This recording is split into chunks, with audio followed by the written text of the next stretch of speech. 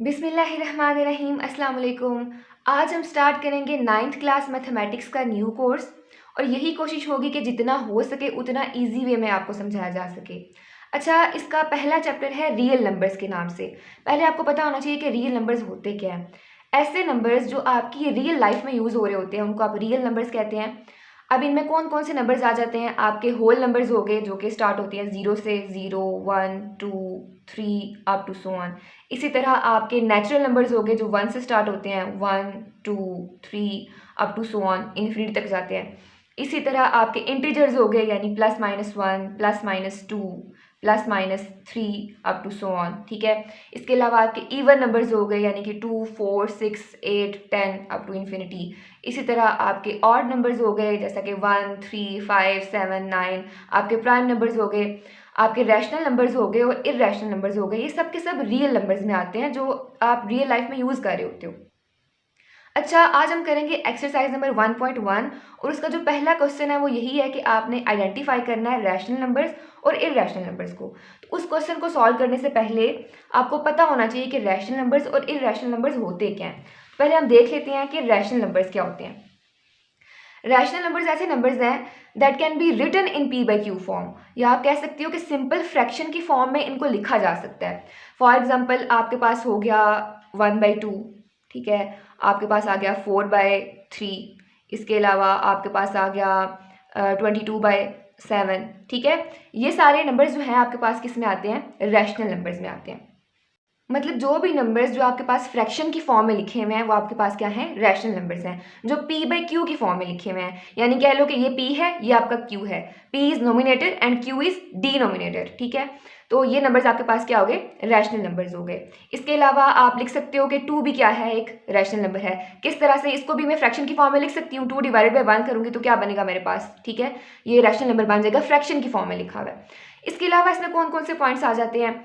Terminating decimals, या लिखा हुआ है कि टर्मिनेटिंग डेसिमल नंबर्स, मैंने बस इसको शॉर्ट फॉर्म में टर्मिनेटिंग डेसिमल्स लिखा हुआ है। अब ये क्या होते हैं?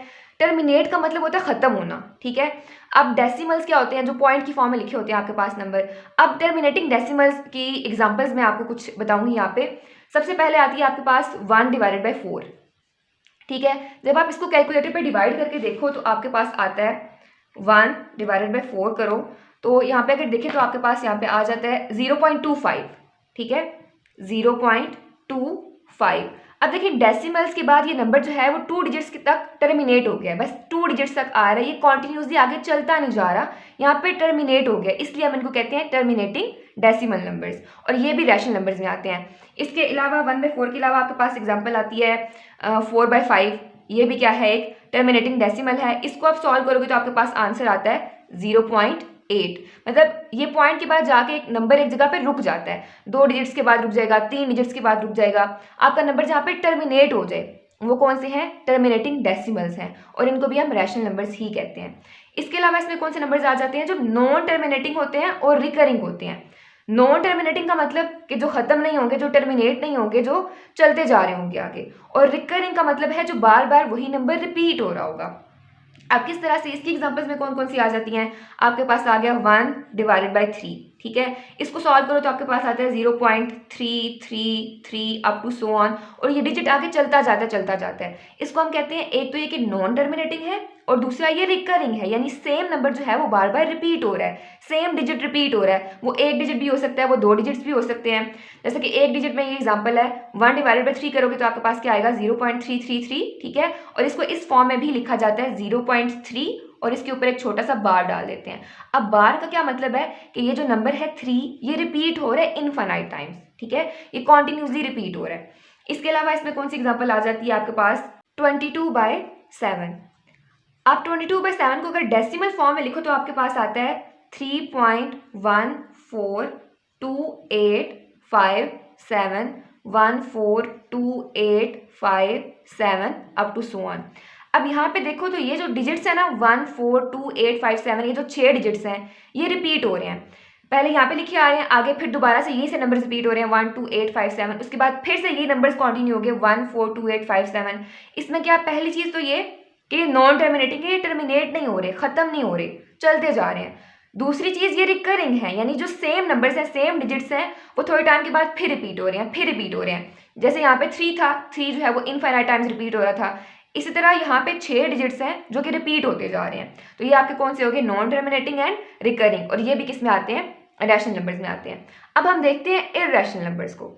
अच्छा, इररेशनल नंबर्स में पहला पॉइंट आपके पास आ जाता है, that can not be written in p/q form. ये p/q फॉर्म में नहीं लिखे जा सकते, यानी कि ये सिंपल फ्रैक्शन की फॉर्म में नहीं लिखे जा सकते। इनकी एग्जांपल्स क्या हो गई? जैसा कि आपके पास हो गया पाई इररेशनल नंबर में आता है। इसके अलावा आपके पास √2 हो गया, ठीक है, √5 हो गया, आपके पास ऑयलर्स नंबर हो गया, ठीक है। ये सारे के सारे इररेशनल नंबर्स में आते हैं। अच्छा, एक और चीज़ यहाँ पे याद रखनी है, जो स्क्वायर रूट के अंदर नंबर्स है ना, जैसा कि 2 हो गया, 5 हो गया, 7 हो गया, 3 हो गया, मतलब जो परफेक्ट स्क्वायर नहीं है वो सारे के सारे इररेशनल नंबर्स में आएंगे। अब अगर आप मैं लिखूँ यहाँ पे √4, ठीक है, तो इसका आंसर आ जाएगा 2, ये रैशनल नंबर्स में आ जाता है। इसी तरह अगर मैं लिखूँ √25, ठीक है, इसका आंसर क्या आएगा? 5 आएगा, ये भी परफेक्ट स्क्वायर है, ये भी रैशनल नंबर्स में आ जाता है। लेकिन जो नंबर्स हो गए ना, √2 हो गया, √5 हो गया, जो कि परफेक्ट स्क्वायर नहीं है, वो सारे के सारे जो है वो इररेशनल नंबर्स में आएंगे। अच्छा, अब नेक्स्ट पॉइंट इसमें क्या है कि ये क्या होते हैं? Non terminating and non recurring. पहली चीज तो ये कि ये टर्मिनेट नहीं होते, यानी कॉन्टिन्यूसली ये चलते जाएंगे, कंटिन्यू रहेंगे ये। दूसरी चीज, ये नॉन रिकरिंग होंगे, ये रिपीट नहीं होंगे, ठीक है। किस तरह से? अब वो देख लेते हैं। इसकी एग्जांपल्स में आ जाता है आपके पास, जैसा कि पाई है, ठीक है। अगर पाई की वैल्यू आप कैलकुलेटर पे निकालो तो आपके पास आती है 3.141592653 अप टू सो ऑन, ठीक है। इसमें आप देख रहे हो कि कोई नंबर्स का पैटर्न रिपीट नहीं हो रहा। पहली चीज़ तो ये कि नॉन टर्मिनेटिंग है, यानी आगे ये नंबर्स कॉन्टिन्यूसली चलते जा रहे हैं, चलते जा रहे हैं, कहीं पर रुक नहीं रहे, खत्म नहीं हो रहे। और दूसरी चीज़ ये नॉन रिकरिंग है, यानी कि सेम पैटर्न रिपीट नहीं हो रहा। इसके अलावा आपके पास जो ऑयलर्स नंबर है उसकी वैल्यू होती है आपके पास 2.7182818 अप टू सो ऑन, ठीक है। ये भी क्या है? चलता जा रहा है, चलता जा रहा है। ये भी जो है एक तो नॉन टर्मिनेटिंग है, दूसरा नॉन रिकरिंग है, यानी सेम पैटर्न रिपीट नहीं हो रहा। इसके अलावा अगर आप √2 को सॉल्व करो, ठीक है, तो आपके पास क्या आता है? 1.41421356 अप टू सो ऑन। ये नंबर भी क्या है? चलते जा रहे हैं, और दूसरा के नॉन रिकरिंग है, यानी कि सिमिलर पैटर्न रिपीट नहीं हो रहा। तो ये आपके पास आ गए इररेशनल नंबर्स। अब इन दोनों में एक दफ़ा फिर डिफरेंस देख लेते हैं। रैशनल नंबर्स आपके पास वो होते हैं जो p/q की फॉर्म में लिखे जा सकें, ठीक है, यानी सिंपल फ्रैक्शन की फॉर्म में लिखे जा सकें। 1/2 हो गया, 4/3 हो गया, 22/7 हो गया, 2 हो गया, ठीक है। अगर सिंपल कोई भी नंबर लिखा हुआ है, 2 लिखा हुआ है, आपके पास 7 लिखा हुआ है, तो ये सारे के सारे रैशनल नंबर्स में आते हैं, क्योंकि इसको आप फ्रैक्शन की फॉर्म में कन्वर्ट कर सकते हो, ठीक है। दूसरी चीज, इररेशनल नंबर्स कौन से होते हैं? जो कि p/q की फॉर्म में नहीं लिखे जा सकते, यानी सिंपल फ्रैक्शन की फॉर्म में नहीं लिखे जा सकते। इसके अलावा ये जो रैशनल नंबर्स होते हैं, ये होते हैं टर्मिनेटिंग डेसिमल्स, ठीक है, और नॉन टर्मिनेटिंग एंड रिकरिंग, ठीक है। टर्मिनेटिंग डेसिमल्स ऐसे नंबर्स जो आपके पास टर्मिनेट हो जाए, डेसिमल पॉइंट्स के बाद कुछ डिजिट्स के बाद वो नंबर रुक जाए, खत्म हो जाए, वहाँ पे टर्मिनेट हो जाए, तो वो आपके पास आ गए टर्मिनेटिंग डेसिमल नंबर्स। इसी तरह आगे नॉन टर्मिनेटिंग एंड रिकरिंग। अब नॉन टर्मिनेटिंग क्या? कि जो खत्म नहीं होंगे, पॉइंट के बाद कॉन्टिन्यूसली कोई डिजिट्स जो है वो चलते रहेंगे। और रिकरिंग, सेम डिजिट जो है वो again and again and again repeat हो रहा होगा, ठीक है। या एक डिजिट होगा, 2 डिजिट्स भी हो सकते हैं, जैसा कि यहाँ पे 6 डिजिट्स थे, तो ये क्या आ गया? रिकरिंग आ गया, जो सेम डिजिट, सेम पैटर्न जो है वो बाद में फिर रिपीट हो रहा है, फिर रिपीट हो रहा है, और वो नंबर्स चलते जा रहे हैं। जबकि इररेशनल नंबर्स में क्या है? ये नॉन टर्मिनेटिंग होते हैं, लेकिन नॉन रिकरिंग होते हैं। नॉन टर्मिनेटिंग तो क्या कि कॉन्टिन्यूसली चलते जाएंगे, खत्म नहीं होंगे। दूसरी चीज नॉन रिकरिंग, इनमें जो सेम पैटर्न है वो रिपीट नहीं हो रहा होगा, इनमें डिजिट्स रिपीट नहीं हो रहे होते। जैसे कि पाई की वैल्यू होगी आपके पास ऑयलर्स नंबर हो गया, या √2, √5, √7, ऐसे स्क्वायर रूट के नंबर्स जो परफेक्ट स्क्वायर नहीं होते, ठीक है, अदर देन लाइक √4, √25, जितने भी नंबर्स आएंगे आपके पास परफेक्ट स्क्वायर के बगैर, वो सारे के सारे इररेशनल नंबर्स में आएंगे। अच्छा, यहाँ पे एक और बात आती है कि हम पाई को अक्सर 22/7 लिखते हैं, तो 22/7 रैशनल नंबर्स में क्यों है और पाई जो है वो इररेशनल नंबर्स में क्यों है? तो पहली बात तो ये कि पाई जो होता है वो अप्रॉक्सीमेटली इक्वल टू 22/7 होता है, एग्जैक्टली 22/7 के इक्वल नहीं होता। अब अगर आप 22/7 को देखो तो ये रैशनल नंबर्स में क्यों आ रहा है, क्योंकि ये नॉन टर्मिनेटिंग है लेकिन रिकरिंग है, ठीक है, यानी यहाँ पे डिजिट्स का पैटर्न जो है वो रिपीट हो रहा है। लेकिन अगर पाई की वैल्यू को देखो तो यहाँ पे कोई भी डिजिट रिपीट नहीं हो रहा उस तरह से, ठीक है, यानी एक सर्टेन टाइम के बाद वो डिजिट्स रिपीट हो रहे हो, ऐसा नहीं है। ये नॉन टर्मिनेटिंग तो है लेकिन नॉन रिकरिंग है, इसलिए जो 22/7 है वो रैशनल नंबर्स में आता है और जो पाई है वो इरैशनल नंबर्स में आता है। अब इसके अलावा एक और चीज़ जो आपने याद रखनी है, 2 पॉइंट्स हैं। एक तो ये कि अगर आप किसी भी रैशनल नंबर में किसी इरैशनल नंबर को ऐड करोगे तो आपके पास जो आंसर आएगा वो इरैशनल नंबर होगा। क्या? अगर आप किसी भी रैशनल नंबर में, रैशनल नंबर को मैं आर से रिप्रेजेंट कर रही हूँ, कोई भी इरैशनल नंबर ऐड करोगे तो आपके पास जो आंसर आएगा वो एक इरैशनल नंबर आएगा, ठीक है। हम ऐड करके भी देख लेते हैं। रैशनल नंबर यहाँ से पहले मैं इसको ज़रा इरेज कर लूँ। रैशनल नंबर की एग्जांपल्स में आप ले सकते हो जैसा कि 3 कर लो, ये आपके पास आ गया रैशनल नंबर, ठीक है। इसी तरह स्क्वायर रूट ऑफ 2 कर लो, ये आ गया इरैशनल नंबर। जब आप इन दोनों को ऐड करोगे, अब 3 और प्लस स्क्वायर रूट 2 क्या आता है, 1.4142 अप टू सो ऑन, ठीक है। अब जब इनको आप ऐड करोगे तो आपके पास क्या आएगा, 4.41421 अप टू सो ऑन, ठीक है। यानी ये क्या रहा, इरैशनल नंबर ही रहा। तो अगर आप किसी रैशनल नंबर में इरैशनल नंबर को ऐड करते हो तो आपके पास आंसर क्या आएगा, एक इरैशनल नंबर ही आएगा। इसी तरह जब आप किसी रैशनल नंबर को इरैशनल नंबर के साथ मल्टीप्लाई करते हो, जब किसी रैशनल नंबर को इरैशनल नंबर के साथ मल्टीप्लाई करोगे तब भी आपके पास आंसर क्या आएगा, एक इरैशनल नंबर ही आएगा। फॉर एग्जांपल अगर आप 3 को स्क्वायर रूट 2 के साथ मल्टीप्लाई करो तो भी आपके पास आंसर क्या आएगा, एक इरैशनल नंबर आएगा। तो ये 2 पॉइंट्स भी आपने याद रखने हैं कि अगर रैशनल नंबर में इरैशनल नंबर को ऐड करो तो आंसर आपके पास इरैशनल नंबर ही आएगा। इसी तरह अगर आप रैशनल नंबर में इरैशनल को मल्टीप्लाई करो, आपस में मल्टीप्लाई करो रैशनल और इरैशनल को, तो भी आपके पास जो आंसर है वो एक इरैशनल नंबर ही आएगा। अच्छा, एक्सरसाइज नंबर 1.1 का पहला क्वेश्चन है, identify each of the following as a rational और इरैशनल नंबर। आपने आइडेंटिफाई करना है इन नंबर्स में से कि कौन से रैशनल हैं और कौन से इरैशनल हैं। अभी आपने डिफरेंस देखा है रैशनल और इरैशनल में, तो उसी को माइंड में आपने रखना है और ये क्वेश्चन आराम से सॉल्व हो जाएगा। पहला पार्ट है 2.353535 और यहाँ पे जाके ये टर्मिनेट हो गया, रुक गया, खत्म हो गया। तो इसका मतलब क्या है कि ये क्या है, रैशनल नंबर है, क्योंकि टर्मिनेटिंग डेसिमल्स किस में आ रहे थे, रैशनल नंबर्स में आ रहे थे। तो ये क्या है, रैशनल नंबर है। और रैशनल नंबर को मैं आर से रिप्रेजेंट कर रही हूँ, इरैशनल नंबर को मैं आई आर से रिप्रेजेंट करूँगी। अब नेक्स्ट पार्ट है इसका 0.6 और 6 के ऊपर यहाँ पे आपको छोटी सी बार नजर आ रही है। इस बार का मैंने क्या मतलब बताया था कि ये वाला जो डिजिट है वो रिपीट हो रहा है। इसको आप इस तरह से लिख सकते हो 0.666 अप टू सो ऑन, यानी ये वाला डिजिट रिपीट हो रहा है। अब देखो पहली चीज़ तो ये कि ये नॉन टर्मिनेटिंग है, ठीक है, और दूसरा ये क्या है, रिकरिंग है, यानी सेम डिजिट रिपीट हो रहा है और दूसरा ख़त्म भी नहीं हो रहा। तो नॉन टर्मिनेटिंग और रिकरिंग किस में आता था, रैशनल नंबर्स में। ये भी आपके पास क्या आ गया, एक रैशनल नंबर आ गया। अब नेक्स्ट है 2.236067 अप टू सो ऑन। अब ये नंबर है, पहली चीज़ तो ये कि नॉन टर्मिनेटिंग है, ठीक है, क्योंकि डॉट डॉट डॉट लिखा हुआ है, यानी ये नंबर्स आगे चलते जा रहे हैं। दूसरी चीज़ ये नॉन रिकरिंग है, यानी सेम डिजिट्स रिपीट नहीं हो रहे यहाँ पे। तो नॉन टर्मिनेटिंग और नॉन रिकरिंग किस में आता था, इरैशनल नंबर में। तो ये आपके पास क्या आ जाएगा, एक इरैशनल नंबर है। इसके अलावा नेक्स्ट है आपके पास स्क्वायर रूट 7। स्क्वायर रूट 7 मैंने क्या कहा था कि जितने भी ऐसे जो परफेक्ट स्क्वायर नहीं हैं जो नंबर्स, वो आपके पास किस में आते हैं, इरैशनल नंबर में आते हैं। इसको आप कैलकुलेटर पे सॉल्व करके देखो तब भी वो इरैशनल नंबर ही आपको नजर आएगा। लेकिन अगर डायरेक्ट आप लिखना चाहो तो माइंड में बस ये चीज़ रखनी है सॉल्व किए बगैर कि ये इरैशनल नंबर है। क्यों? क्योंकि किसी भी चीज़ का ये परफेक्ट स्क्वायर नहीं है, ठीक है। जैसे कि स्क्वायर रूट 4 हो गया, स्क्वायर रूट 25 हो गया। इसके अलावा परफेक्ट स्क्वायर के अलावा जितने भी स्क्वायर रूट्स हैं वो सब के सब क्या आएंगे, इरैशनल नंबर्स में आएंगे। इसके अलावा आपके पास ऑयलर्स नंबर आ गया, ये भी आपने देखा था कि किस में लाई कर रहा था, इरैशनल नंबर में लाई कर रहा था। और अभी हमने थोड़ी देर पहले इसकी वैल्यू भी देखी है कि क्या आती है। अब नेक्स्ट आपके पास आ गया पाई। पाई की वैल्यू भी क्या होती है, 3.14। उसके अलावा नंबर्स चलते जाते हैं चलते जाते हैं। पहली चीज़ तो ये कि नॉन टर्मिनेटिंग है, दूसरा ये नॉन रिकरिंग है, यानी रिपीट नहीं होते। तो अभी आपने ये भी देखा था कि ये भी किस में आता है, इरैशनल नंबर्स में आता है। तो पाई भी क्या है, एक इरैशनल नंबर है। इसके अलावा अब नेक्स्ट है 5 प्लस स्क्वायर रूट 11। मैंने लास्ट पे 2 पॉइंट्स ऐड करवाए थे। एक तो ये कि जब किसी भी रैशनल नंबर में किसी इरैशनल नंबर को ऐड करो तो आपके पास आंसर क्या आता है, एक इरैशनल नंबर आता है। तो 5 क्या है, एक रैशनल नंबर है। स्क्वायर रूट 11 क्या है, एक इरैशनल नंबर है। इन दोनों को ऐड करोगे तो आपके पास आंसर क्या आएगा, एक इरैशनल नंबर आएगा। इसको हम सॉल्व करके भी देख लेते हैं। आपके पास है 5 प्लस स्क्वायर रूट 11।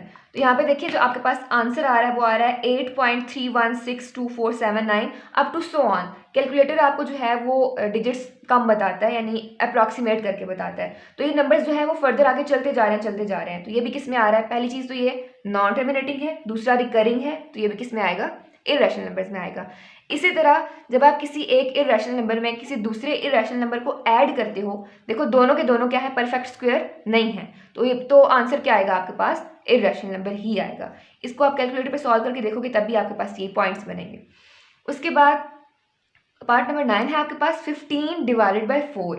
अब देखो ये क्या है? फ्रैक्शन की फॉर्म में लिखा हुआ है। तो फ्रैक्शन की फॉर्म में जो लिखे जा सकते हैं सिंपल फ्रैक्शन की फॉर्म में या पी बाई क्यू की फॉर्म में आप कह लो, वो कौन से नंबर्स होते हैं? रैशनल नंबर्स होते हैं। तो ये आपके पास क्या है? एक रैशनल नंबर है। इसको सॉल्व करके देख लो। 15 डिवाइडेड बाई 4 आपके पास आंसर क्या आता है? 3.75। ठीक है, आपके पास आंसर क्या आया? 3.75, यानी क्या है? टर्मिनेट हो गया है। तो ये आपके पास किस में आता है? रैशनल नंबर्स में आता है। अब इसका जो पार्ट नंबर 10 है वो सॉल्व करने वाला है।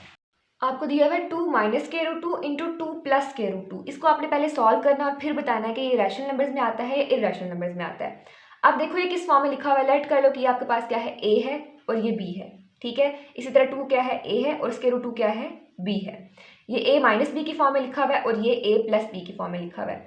आपके पास एक फार्मूला होता है, A square minus B square is equal to A plus B into A minus B.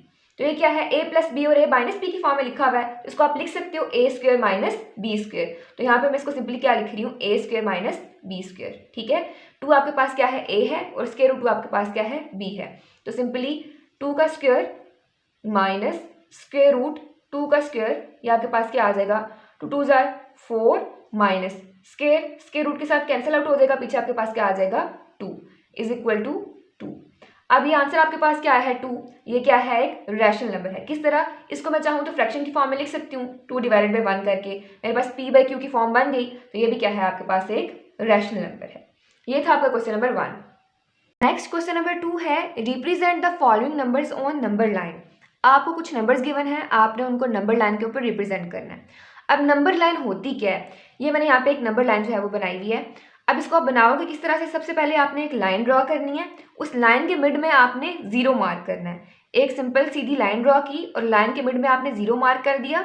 उसके बाद आपने इक्वल डिस्टेंस रख के जीरो के राइट साइड पे पॉजिटिव नंबर्स लिखने हैं सारे और जीरो के लेफ्ट साइड पे सारे नेगेटिव नंबर्स लिखने हैं। ठीक है, जीरो के राइट साइड पे सारे पॉजिटिव नंबर्स आ गए और इनके दरमियान जो डिस्टेंस है वो सेम रहना चाहिए। 0 से 1 तक का जो डिस्टेंस है वही होगा, 1 से 2 तक का वही होगा, 2 से 3 तक का, इसी तरह इस साइड पे भी।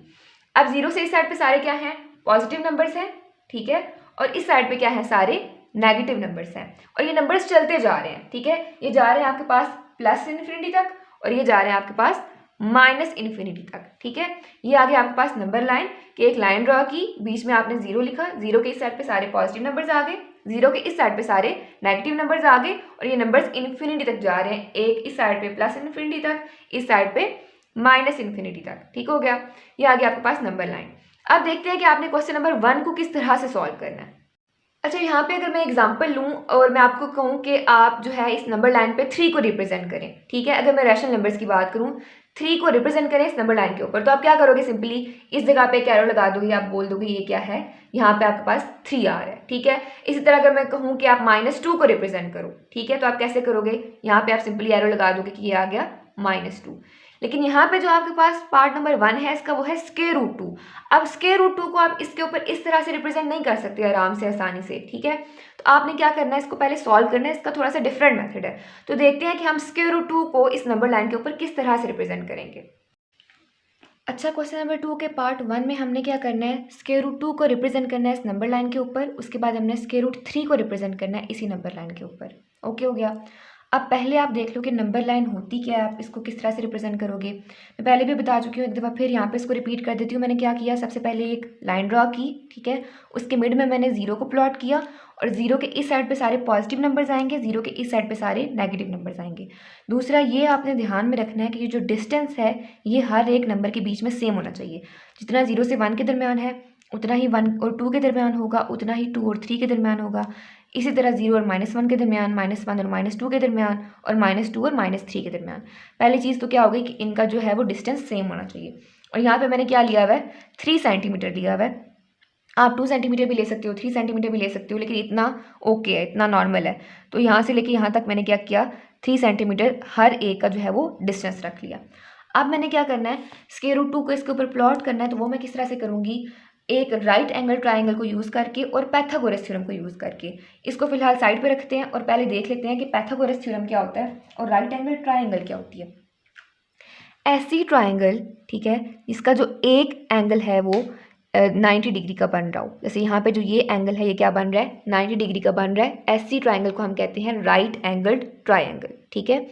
ऐसी ट्राइंगल जिसमें एक एंगल 90 डिग्री का बन रहा हो वो होती है राइट एंगल ट्राइंगल। और इसको हम सॉल्व कैसे करते हैं, बाय यूजिंग पाइथागोरस थ्योरम। तो पहले हम देख लेते हैं कि पाइथागोरस थ्योरम क्या है, ठीक है।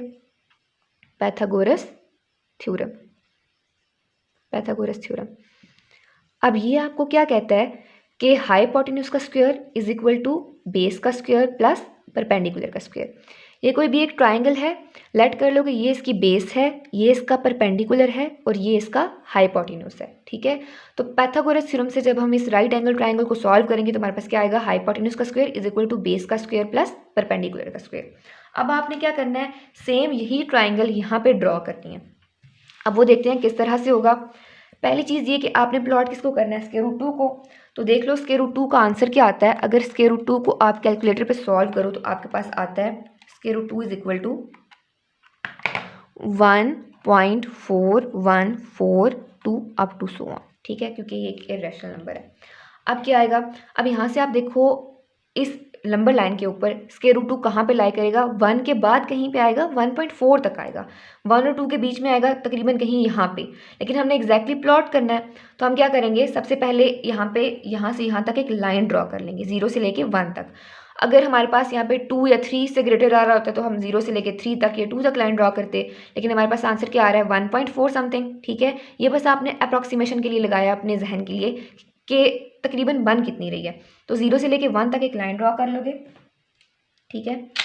मैं क्या करूँगी, यहाँ से 0 से लेके 1 तक एक लाइन ड्रॉ कर लूँगी। इसको मैं ज़रा सा डार्क कर रही हूँ, ठीक है। उसके बाद मैंने क्या करना है, मैंने राइट एंगल ट्राइंगल बनानी है। तो वो मैं किस तरह से करूँगी, बाय यूजिंग अ प्रोटेक्टर। अब पहली चीज़ तो ये कि यहाँ से लेके यहाँ तक की लेंथ को मैं 1 यूनिट लेंथ कंसिडर कर लूँगी, ठीक है। यहाँ से यहाँ तक की लेंथ को मैं क्या करूँगी, 1 यूनिट लेंथ कंसिडर कर लूँगी। उसके बाद मैंने क्या करना है, प्रोटेक्टर को यूज़ करके इसका जो ये वाला पॉइंट है इस पॉइंट के ऊपर आना चाहिए, ठीक है। इस पॉइंट को मैं इस पॉइंट के ऊपर रखूँगी और लाइन जो है वो बिल्कुल ये जो प्रोटेक्टर की लाइन है इस लाइन से जो है वो मैच होनी चाहिए बिल्कुल, ठीक है। और यहाँ पे आपने एक पॉइंट लगा देना है। उसके बाद आप क्या करोगे, इस पॉइंट को इस पॉइंट के साथ जो है वो ज्वाइन कर लोगे। इन दोनों पॉइंट्स को आपस में आपने ज्वाइन कर लेना है। ओके हो गया। अब यहाँ से लेके जो यहाँ तक लेंथ थी वो क्या थी, 1 यूनिट थी। तो मैं क्या करूँगी, इतनी ही लेंथ यहाँ पे भी ड्रॉ कर लूँगी। अब ये कितनी थी, 3 सेंटीमीटर, ठीक है। यहाँ से लेके यहाँ तक कितनी थी, 3 सेंटीमीटर थी। यहाँ पे भी मैं 3 सेंटीमीटर पे मार्क कर दूँगी। यहाँ से लेके यहाँ तक मैं क्या करूँगी, 3 सेंटीमीटर पे इसको मार्क कर दूँगी। तो ये पॉइंट आ जाएगा मेरे पास, ठीक है। अब मैंने क्या करना है, इन दोनों पॉइंट्स को आपस में ज्वाइन कर लेना है। तो ये मेरे पास क्या बन जाएगी, एक राइट एंगल ट्राइंगल बन जाएगी। ओके हो गया। ये भी यूनिट क्या है, 1 यूनिट लेंथ है, ये भी क्या है, एक 1 यूनिट लेंथ है। अब मैंने क्या करना है, इसको सॉल्व करना है, ये देखना है कि ये क्या आता है, मैं ये चीज़ फाइंड करना चाह रही हूँ। तो अब हम क्या करेंगे, बाय यूजिंग पाइथागोरस थ्योरम, जो कि आपके पास क्या था, हाइपोटेन्यूज का square is equal to base का स्क्वायर प्लस परपेंडिकुलर का स्क्वायर। अब यहाँ पे ये क्या है, आपके पास बेस है, ठीक है, ये परपेंडिकुलर है और ये हाइपोटेन्यूज है जो हमने फाइंड करना है। ये ट्राइंगल है ना, ठीक है, लाइन को बिल्कुल आपने सीधा रखना है। ये ट्राइंगल है, ठीक है, ये 90 डिग्री का एंगल बना रही है, ये बेस है, ये परपेंडिकुलर है, ये हाइपोटेन्यूज है। हमने यहाँ पे लेट कर लिया कि ये कितनी है, 1 यूनिट लेंथ है, ये भी सेम 1 यूनिट लेंथ है और ये हमने फाइंड करना है, यानी हाइपोटेन्यूज हमने फाइंड करना है। तो सिंपली बेस और परपेंडिकुलर की वैल्यूज को पुट करोगे, आपके पास क्या आ जाएगा, हाइपोटेन्यूज का स्क्वायर इज इक्वल टू 1 का स्क्वायर प्लस 1 का स्क्वायर, ये आ जाएगा h square is equal to 1 plus 1, तो h square is equal to 2। आपने हाइपोटेन्यूज का स्क्वायर हाइपोटेन्यूज फाइंड करना है, यहाँ पे उसका स्क्वायर है तो क्या करोगे, दोनों साइड पे स्क्वायर रूट ले लोगे, taking square root on both sides. तो आपके पास आ जाएगा यहाँ से h स्क्वायर का square root is equal to square root of 2, ये कट जाएगा तो हाइपोटेन्यूज आपके पास किसके इक्वल आ गया, स्क्वायर रूट 2 के इक्वल आ गया, ठीक हो गया। तो यहाँ पे आप क्या करोगे, इस जगह पे आप क्या लिखोगे, स्क्वायर रूट 2। ये आपके पास किसके इक्वल आया, स्क्वायर रूट 2 के इक्वल आया। और इसी चीज़ को आपने क्या करना था, यहाँ पे रिप्रेजेंट करना था। लेकिन अब वो किस तरह से करोगे, यहाँ पे आपका काम खत्म नहीं होता। पहले यहाँ पे आपने क्या किया, पाइथागोरस थ्योरम यूज़ करके इसकी वैल्यू को फाइंड किया, ताकि आपको पता चले कि है ही स्क्वायर रूट 2। ठीक है, ये आपने पेपर में नहीं करना, या आपने काम करते हुए नहीं करना, ये रफ काम था, समझाने के लिए था। आपने बस इसको प्रेजेंट करना है इस तरह से। ठीक है, ये बस सॉल्व करके बताया कि अगर इस तरह से आप लेंथ लेके सॉल्व करो तो आंसर आपका स्क्वायर रूट 2 ही आता है। अब उसके बाद आपने क्या करना है, यहाँ से लेके यहाँ तक आपने जो है वो मार्क करना है। कंपास का एक पॉइंट आपने रखना है यहाँ पे, और दूसरा पॉइंट रखना है आपने यहाँ पे, इस पॉइंट के ऊपर। ठीक है, एक पॉइंट इधर रखना है और दूसरा पॉइंट इधर रखना है, और यहाँ से इसको मार्क कर लेना है, एक आर्क ड्रॉ कर लेनी है आपने।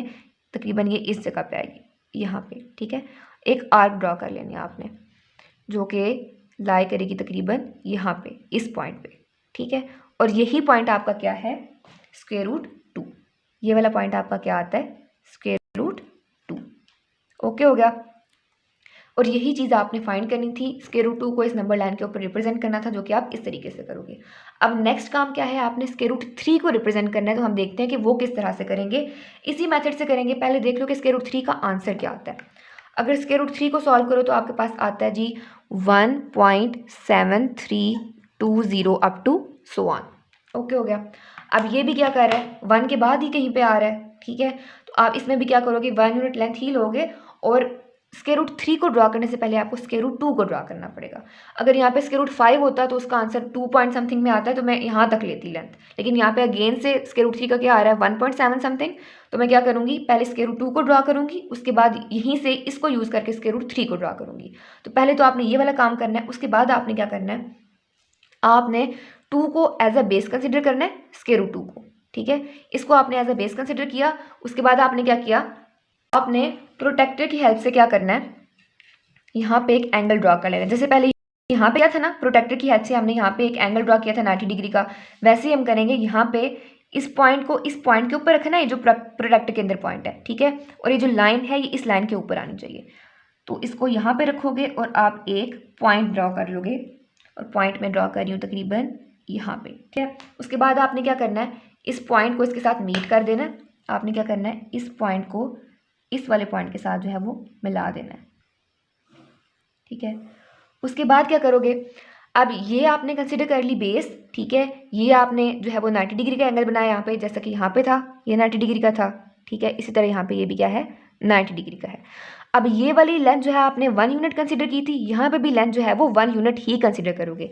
यहाँ पे कितनी थी, 3 सेंटीमीटर, ये भी हमने क्या ली थी, 3 सेंटीमीटर ली थी। तो ये लेंथ भी हम कितनी लेंगे, 3 सेंटीमीटर ही लेंगे। तो मैं इसको मेजर कर लेती हूँ पहले, कितनी लेंथ आएगी आपके पास, 3 सेंटीमीटर। तो ये आपके पास आ जाएगा, यहाँ से ये आता है 3 सेंटीमीटर, और ये पॉइंट आ जाएगा तकरीबन यहाँ पे, इस जगह पे। ठीक हो गया। अब मैं क्या करूँगी, इस पॉइंट को इस पॉइंट के साथ मैच कर दूँगी, इस पॉइंट को इस पॉइंट के साथ मिला देना है। अब ये क्या है, स्क्वायर रूट 2 है। ये आपने कितनी लेंथ ली, 1 यूनिट लेंथ ली, जितनी यहाँ पे थी 3 सेंटीमीटर। ठीक है, अब आपने इसको फाइंड करना है कि ये क्या आता है। अब जो आपके पास पाइथागोरस थ्योरम है वो क्या होता है, हाइपोटेन्यूज का square is equal to perpendicular का स्क्वायर प्लस बेस का स्क्वायर। ठीक है, बेस का स्क्वायर प्लस परपेंडिकुलर का स्क्वायर आ जाएगा। तो बेस आपके पास क्या है, स्क्वायर रूट 2 है, तो क्या करोगे, स्क्वायर रूट 2 का स्क्वायर लोगे, प्लस परपेंडिकुलर क्या है आपके पास, 1 यूनिट लेंथ है तो 1 आएगा, 1 का स्क्वायर ले लोगे। तो ये आपके पास क्या आ जाएगा, स्क्वायर रूट के साथ कैंसिल आउट हो गया, 2 + 1 आ जाएगा, यहाँ पे h square as it is. तो ये आपके पास क्या आ जाएगा, h square is equal to 3। और आपने क्या करना है, h फाइंड करना है, तो आप क्या करोगे, दोनों साइड पे स्क्वायर रूट ले लोगे। ये आपके पास आ जाएगा square root of h square is equal to square root of 3 आ जाएगा। स्क्वायर रूट के साथ कैंसिल हो गया, तो हाइपोटेन्यूज आपके पास क्या आया, स्क्वायर रूट 3। यानी कि ये चीज़ आपके पास क्या आई, स्क्वायर रूट 3 आई। इसको मैं यहाँ से अरेज कर रही हूँ। ठीक है, तो ये टर्म आपके पास क्या बच गई पीछे, ये वाली चीज़ आपके पास आ गई स्क्वायर रूट 3। और ये आप फाइंड कर रहे थे। ठीक है, ये बस फाइंड करके बताया है कि यहाँ पे इसको सॉल्व करके इसका आंसर स्क्वायर रूट 3 ही आता है। आपने पेपर में इसको सॉल्व नहीं करना, मैं अगेन बता रही हूँ। उसके बाद आपने क्या करना है, कंपास की हेल्प से आपने यहाँ से लेके यहाँ तक का डिस्टेंस मेजर करना है, यहाँ से लेके यहाँ तक इसको ओपन कर लेना है दोनों एंड्स को। ठीक है, यहाँ तक आ गया। उसके बाद आपने क्या करना है, एक आर्क ड्रॉ करनी है, डॉटेड कर लो वैसे कर लो आपकी मर्जी है। एक आर्क ड्रॉ करनी है जो आपके पास तकरीबन इस पॉइंट पे लाई करेगी, इस जगह पे। ठीक है, और ये वाला जो पॉइंट अब आपके पास आया है ये आपके पास क्या होगा, स्क्वायर रूट 3 होगा। ओके हो गया। सबसे पहले आपने क्या किया, एक नंबर लाइन ड्रॉ की। नंबर लाइन ड्रॉ करने के बाद आपने एक साइड पे सारे पॉजिटिव नंबर लिखे, दूसरी साइड पे सारे नेगेटिव नंबर लिखे और डिस्टेंस आपने सेम रखा। उसके बाद आपने यहाँ पे एक राइट एंगल ट्राइंगल ड्रॉ की, ठीक है। और पाइथागोरस थ्योरम को यूज़ करके आपको जो है वो इस चीज़ का प्रूफ मिलता है कि इसका आंसर स्क्वायर रूट 2 ही आता है इसको सॉल्व करके। उसके बाद जब आपने स्क्वायर रूट 3 को रिप्रेजेंट करना है तो क्या करोगे, इसको एज अ बेस कंसिडर करोगे। यहाँ पे प्रोटेक्टर की हेल्प से पहले 90 डिग्री का एंगल ड्रॉ करोगे, इन दोनों पॉइंट्स को आपस में मीट करोगे।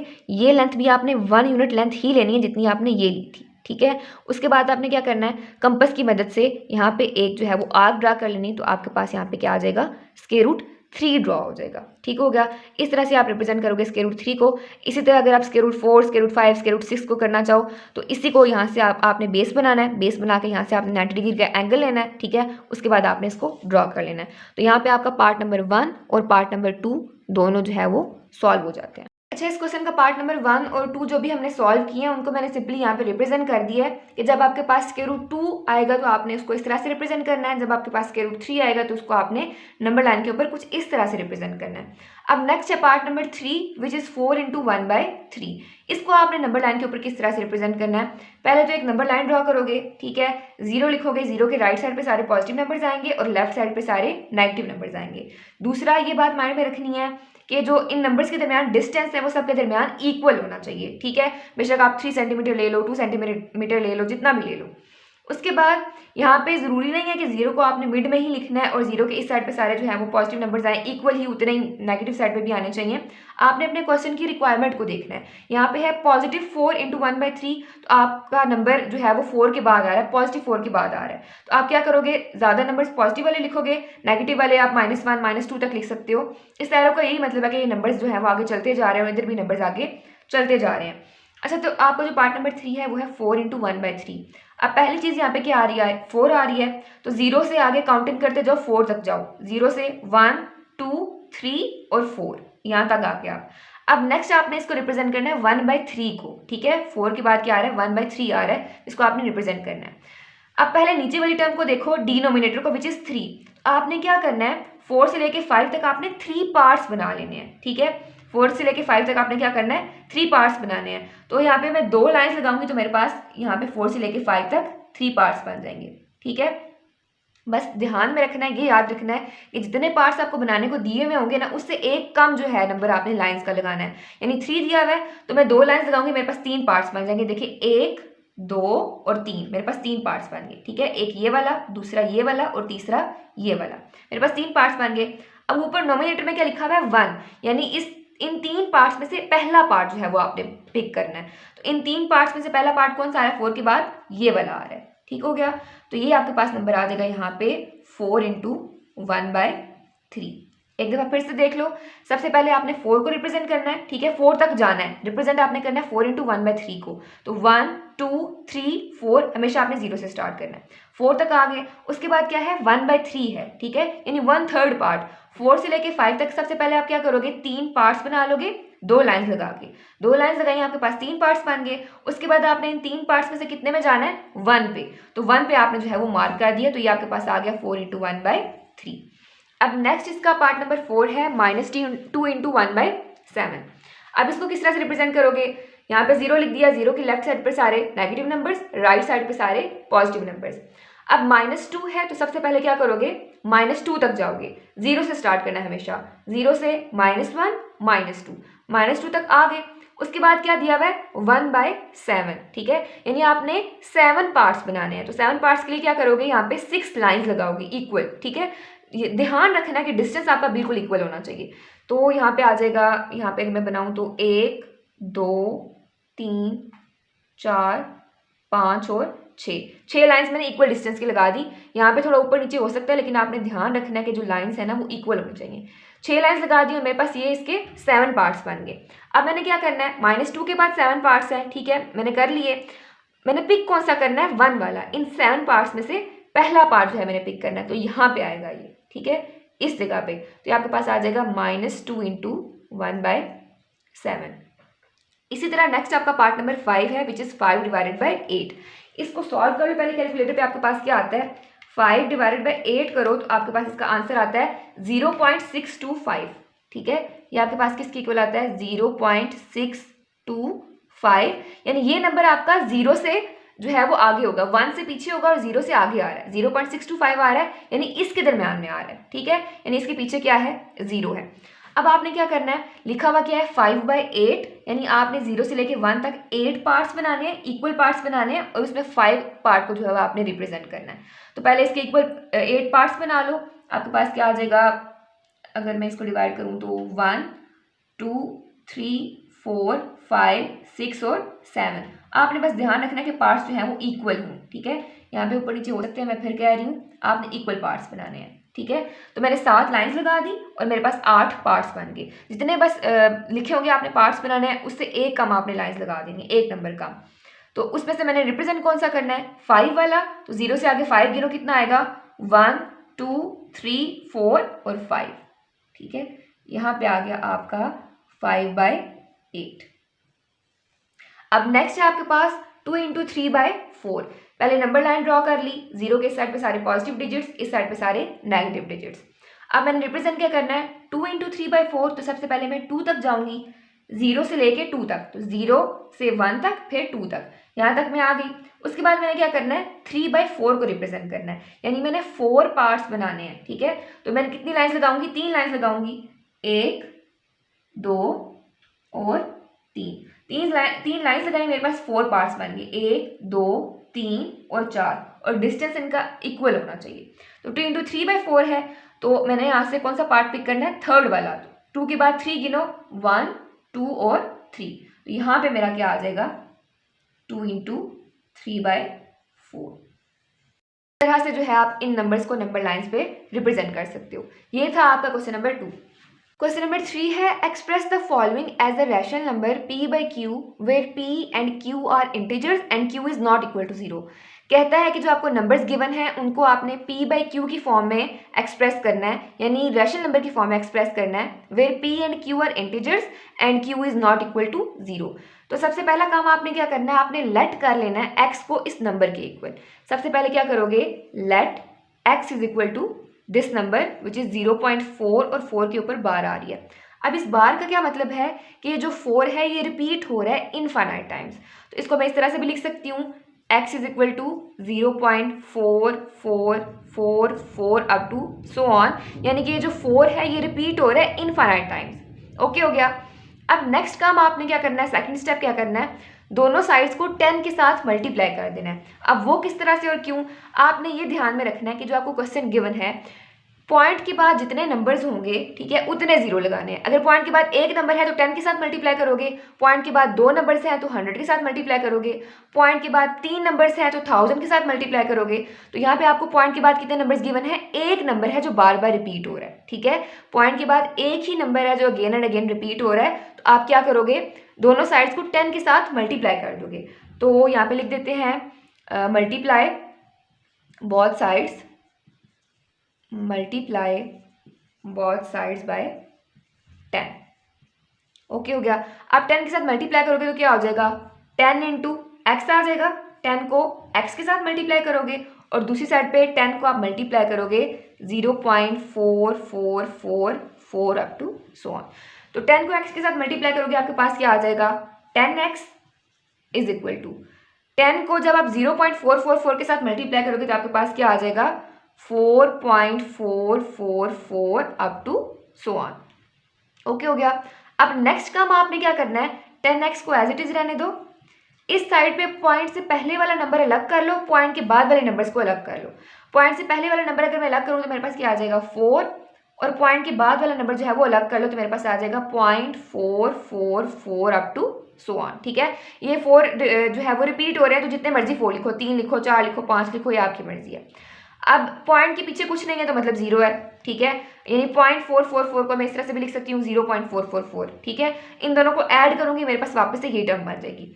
मैंने क्या किया, यहाँ पे पॉइंट के राइट साइड वाले और लेफ्ट साइड वाले नंबर को मैंने अलग कर दिया। ठीक है, पॉइंट से पहले वाले नंबर को अलग, पॉइंट के बाद वाले नंबर को अलग। तो मैंने लिख दिया इसको 4 प्लस 0.444 ब्रेक करके लिख दिया। अब वो क्यों लिखा भी देखते हैं। 10x इज इक्वल टू आपके पास आ जाएगा 4 एज इट इज।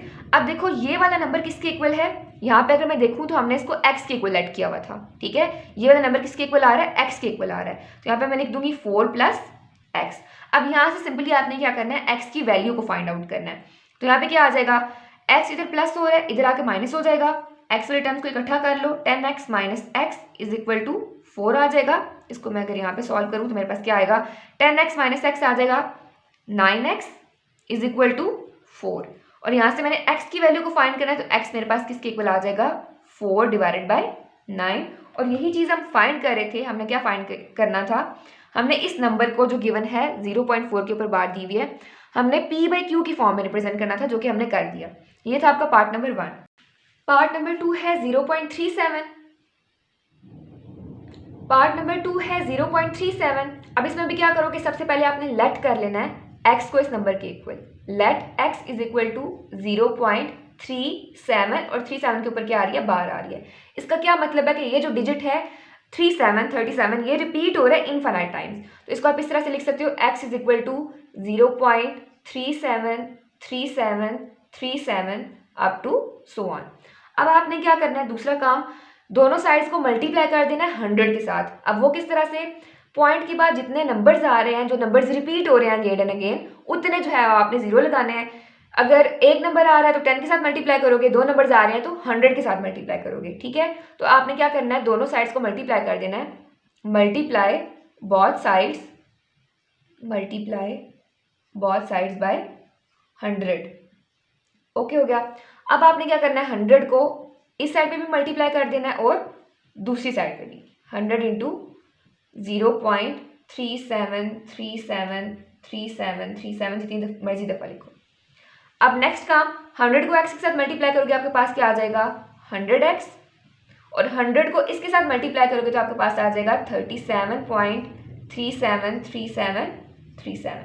अब तीसरा स्टेप आपने क्या करना है, आपने 100x एज इट इज लिखा रहेगा = पॉइंट के इस साइड वाले डिजिट को अलग कर लेना है और उस साइड वाले नंबर्स को अलग कर लेना है। तो आपके पास आ जाएगा 37 + 0.373737। ओके हो गया। अब नेक्स्ट काम आपने क्या करना है, 100x एज इट इज = 37 भी एज इट इज रहेगा। इसकी जगह पे मैं x लिख सकती हूँ, क्योंकि यहाँ पे हमने इसको x के इक्वल ऐड किया था, तो ये आ जाएगा 37 + x। अब x वाली टर्म्स को एक साइड पे कर लो, आपके पास आ जाएगा 100x - x = 37। 100x - x आपके पास आ जाएगा 99x = 37। तो यहाँ से x की वैल्यू आपके पास आ जाएगी 37/99। और यही चीज़ आपने फाइंड करनी थी। बस इन क्वेश्चंस में स्टेप्स को याद रख लो। सबसे पहले क्या करोगे, लेट करोगे नंबर को x के इक्वल। उसके बाद आपने देखते हैं कि डिजिट के बाद जो है, सॉरी पॉइंट के बाद जो है वो कितने डिजिट्स आ रहे हैं, कितने नंबर्स आ रहे हैं। अगर 2 आ रहे हैं तो 100 से मल्टीप्लाई करोगे, 1 आ रहा है तो 10 से मल्टीप्लाई करोगे। ये वाला स्टेप हो गया। ये स्टेप करने के बाद आपने क्या करना है, मल्टीप्लाई करने के बाद पॉइंट्स के इस साइड वाले डिजिट को अलग कर लो, उस साइड वाले डिजिट्स को अलग कर लो। अलग करने के बाद ये वाला जो डिजिट है हमेशा किसके इक्वल आपने लेट किया होता है, x के इक्वल। इसकी जगह पे x आ जाएगा। x वाली टर्म्स को एक साइड पे कर लो, कांस्टेंट टर्म्स को एक साइड पे रहने दो, तो यहाँ से आप आराम से x की वैल्यू फाइंड कर सकते हो। और ये आपके पास p/q की फॉर्म में आ गया, जो आपको क्वेश्चन में पूछा हुआ था। ये था आपका पार्ट नंबर 2। पार्ट नंबर 3 है 0.21। इसमें भी क्या करोगे, सबसे पहले लेट कर लोगे x को 0.21 के इक्वल, ठीक है। इसके ऊपर बार है तो उसका क्या मतलब है कि 21 जो है वो रिपीट हो रहा है इनफाइनाइट टाइम्स। तो ये आ जाएगा आपके पास 0.21212121 up to so on. Okay हो गया। अब नेक्स्ट काम आप क्या करोगे, दोनों साइड्स को मल्टीप्लाई कर दोगे 100 के साथ, क्योंकि पॉइंट के बाद 2 डिजिट्स ऐसे आ रहे हैं जो बार बार रिपीट हो रहे हैं। तो आपने कितने 0 लगाने हैं, 2 0 लगाने हैं 1 के बाद। तो क्या करोगे, मल्टीप्लाई कर दोगे दोनों साइड्स को, मल्टीप्लाई बोथ साइड्स बाय 100।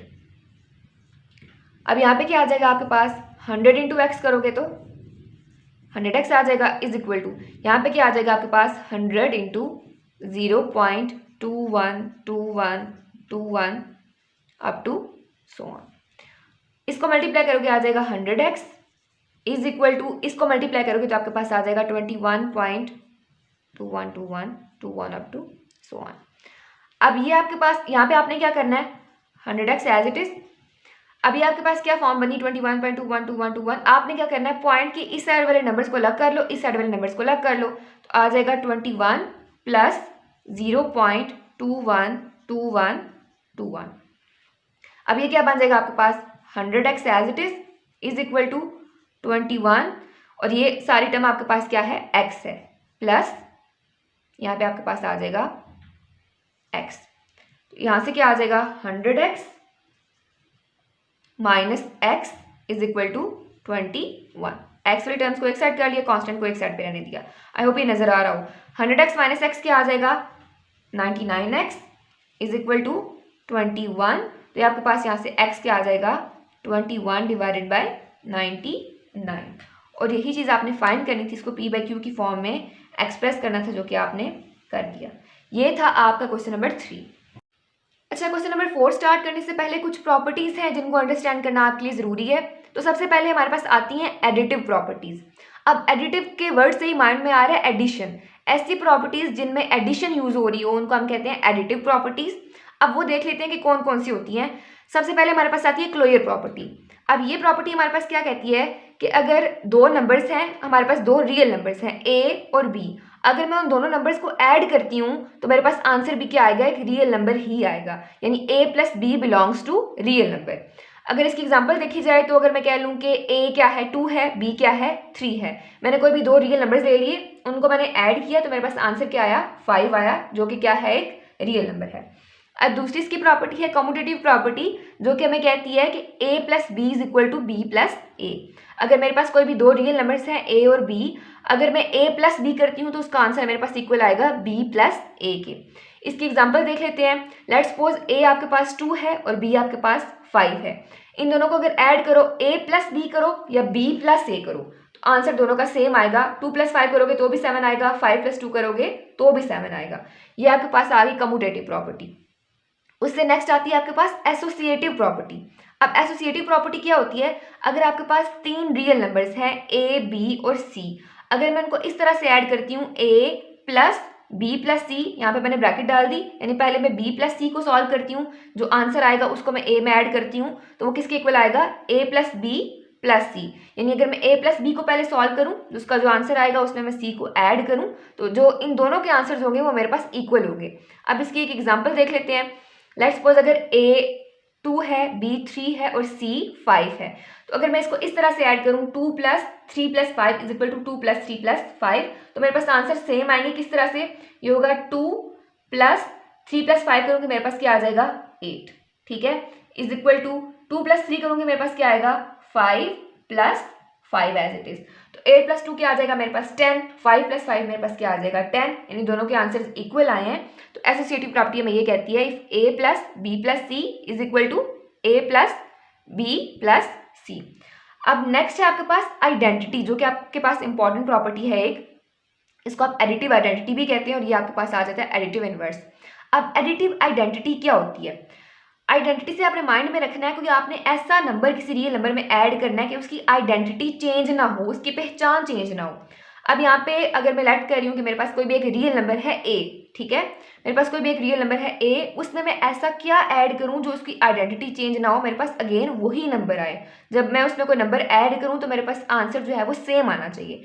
तो अगर मैं a में 0 को ऐड करती हूँ तो मेरे पास आंसर क्या आएगा, a ही आएगा। इसी तरह अगर मैं 0 को a में ऐड करती हूँ तो भी मेरे पास आंसर क्या आएगा, a ही आएगा। ओके हो गया। तो ये आपके पास क्या है, एडिटिव आइडेंटिटी। 0 आपके पास क्या है, एडिटिव आइडेंटिटी। और ये एमसीक्यूज में भी आ जाता है, आपसे पूछ लेते हैं कि एडिटिव आइडेंटिटी क्या होती है, एडिटिव इनवर्स क्या है, ठीक है।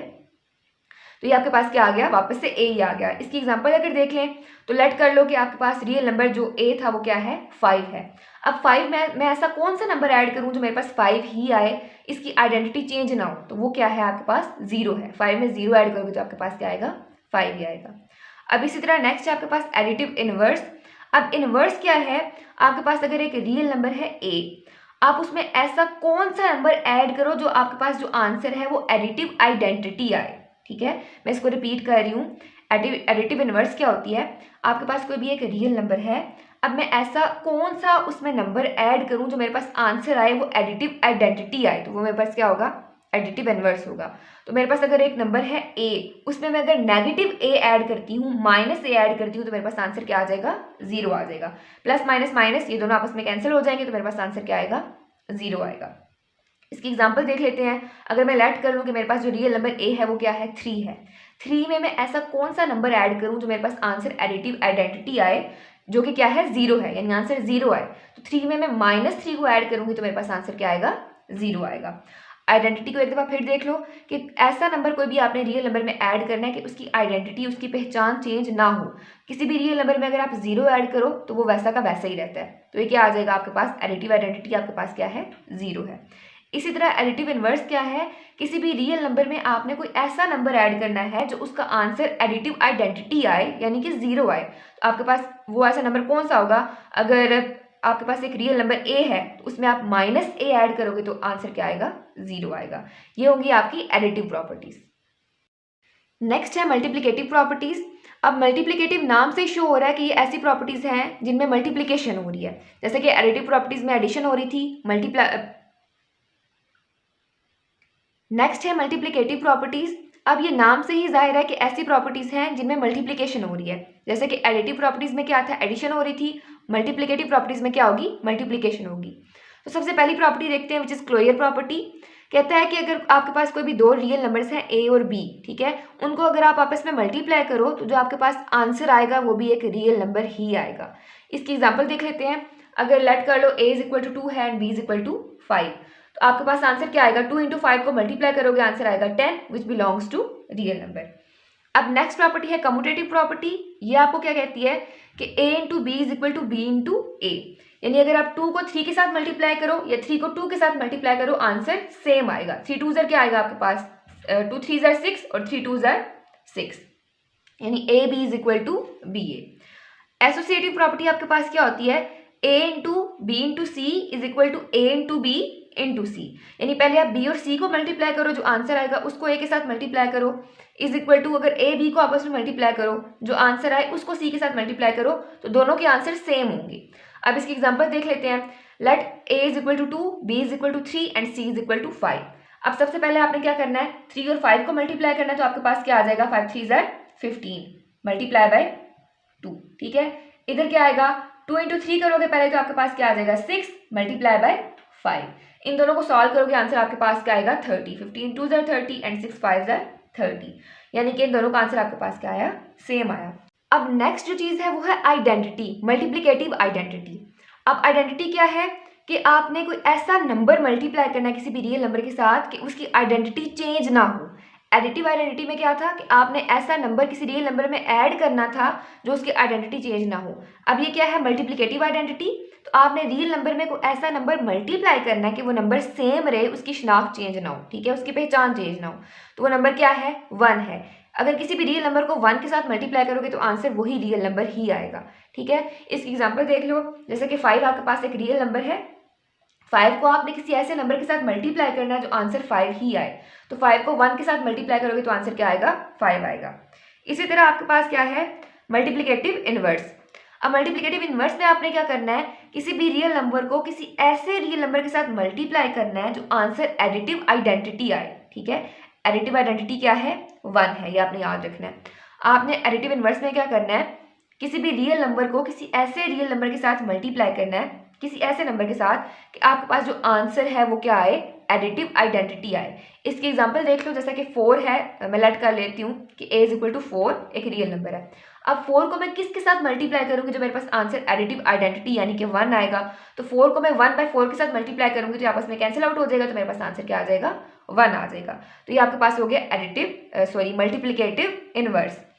मल्टीप्लिकेटिव आइडेंटिटी आपके पास क्या होती है? 1 होती है, और जो मल्टीप्लिकेटिव इनवर्स होता है आपके पास वो क्या होता है? उस नंबर का जो उल्टा है। इसी तरह जो एडिटिव आइडेंटिटी है वो आपके पास क्या होती है? 0 होती है, और ये आपने याद रखना है, ये अक्सर एमसीक्यूज में आ जाता है। ये थी आपकी मल्टीप्लिकेटिव प्रॉपर्टीज। नेक्स्ट है आपके पास डिस्ट्रीब्यूटिव प्रॉपर्टीज, जिनमें से पहली प्रॉपर्टी आपके पास क्या है? a into b plus C is equal to a b plus a सी।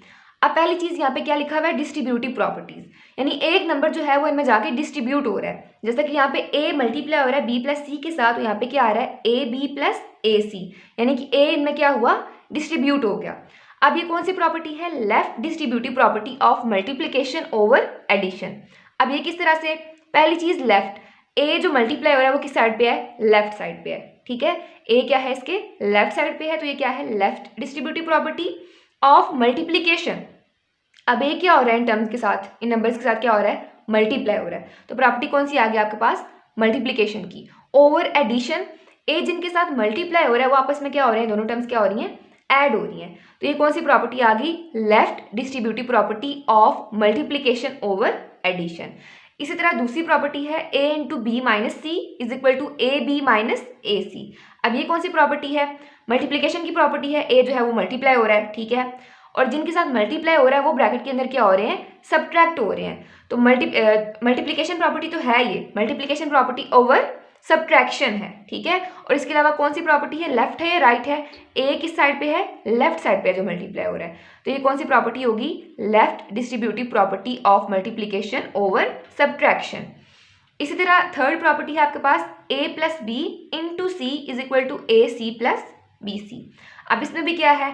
पहली चीज ये कि c जो है वो मल्टीप्लाई हो रहा है इसके साथ, तो आएगी तो ये मल्टीप्लिकेशन प्रॉपर्टी ही, ठीक है, मल्टीप्लिकेशन प्रॉपर्टी है।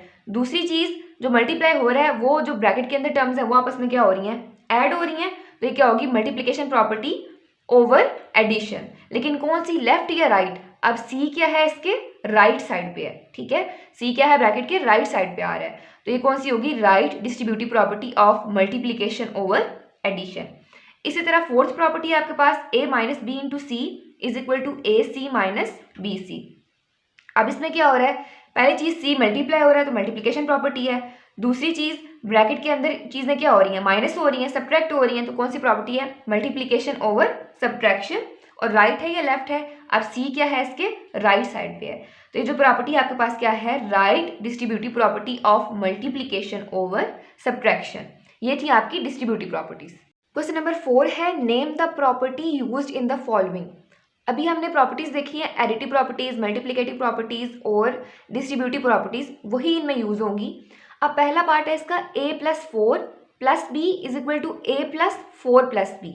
तो ये आपके पास कौन सी प्रॉपर्टी है? एसोसिएटिव प्रॉपर्टी है अंडर एडिशन। पहली चीज ये ऐड हो रहे हैं तो एडिशन की प्रॉपर्टी है, एडिटिव प्रॉपर्टी है।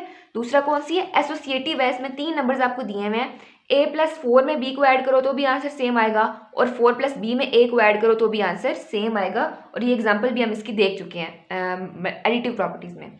अब दूसरा इसका पार्ट है square root 2 plus square root 3 is equal to square root 3 plus square root 2, यानी a plus B is equal to B plus ए।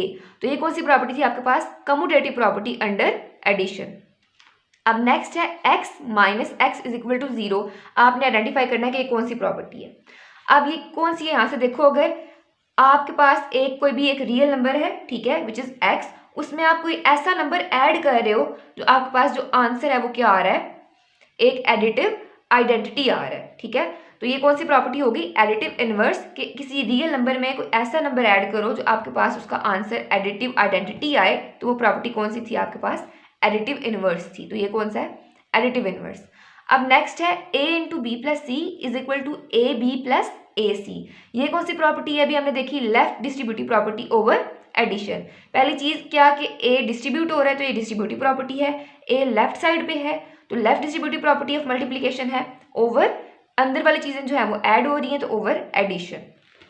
अब इसका पार्ट नंबर 5 है 16 प्लस 0 इज इक्वल टू 16। ये कौन सी प्रॉपर्टी है? एडिटिव आइडेंटिटी है। ये किस तरह से?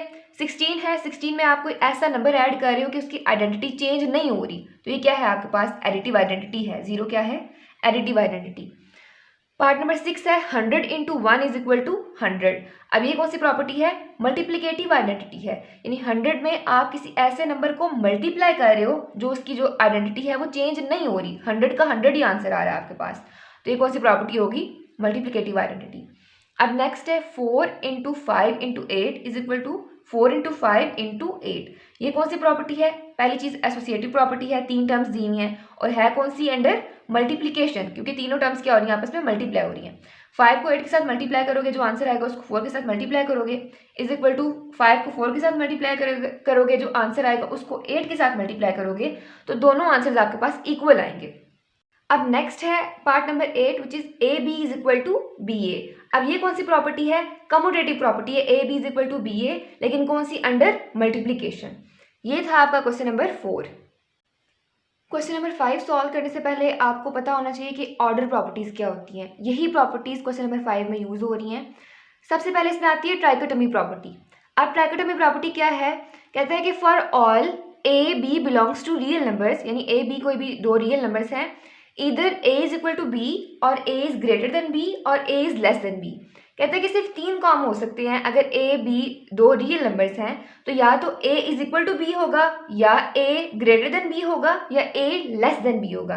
एट अ टाइम एक ही काम हो सकता है, तीनों चीज़ें जो है वो एक टाइम पे वैलिड नहीं हो सकती। या ए इज इक्वल टू बी, या ए ग्रेटर होगा बी से, या ए लेस होगा बी से। अब दूसरी प्रॉपर्टी है इसकी ट्रांजिटिव प्रॉपर्टी। ये प्रॉपर्टी क्या कहती है? For all A B belongs to real number.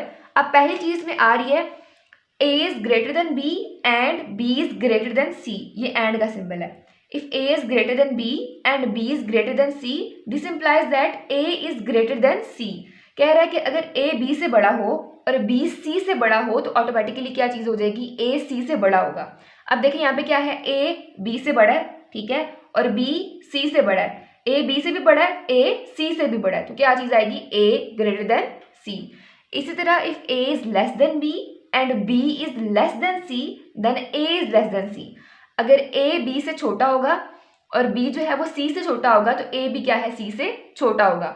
इसके आप एग्जांपल ले लो कि a b और c 3 बच्चे हैं, ठीक है। अगर a की एज है आप कह लो 8 ईयर्स, ठीक है, b की एज है आपके पास 6 ईयर्स और c की एज है आपके पास 3 ईयर्स। तो कह रहा है कि if a is greater than b, ठीक है, and b is greater then c। अगर a b से बड़ा है, ठीक है, और दूसरी चीज b c से बड़ा है, नजर आ रहा है a b से बड़ा और b c से बड़ा है, तो a b c से बड़ा होगा। देखो a क्या है 8 और c क्या है 3, तो a भी क्या होगा? c से बड़ा होगा। ये चीज वो समझाना चाह रहा है। दूसरी चीज if a is less than b and b is less than c, then a is less than c। अब ये किस तरह से आप देख सकते हो? अब a क्या है? b से छोटा है, ठीक है।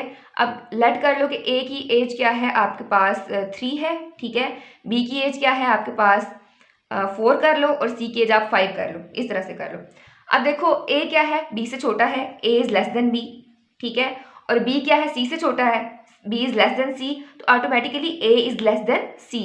a क्या है? c से छोटा है। ओके हो गया, ये आपके पास आ गई ट्रांजिटिव प्रॉपर्टी।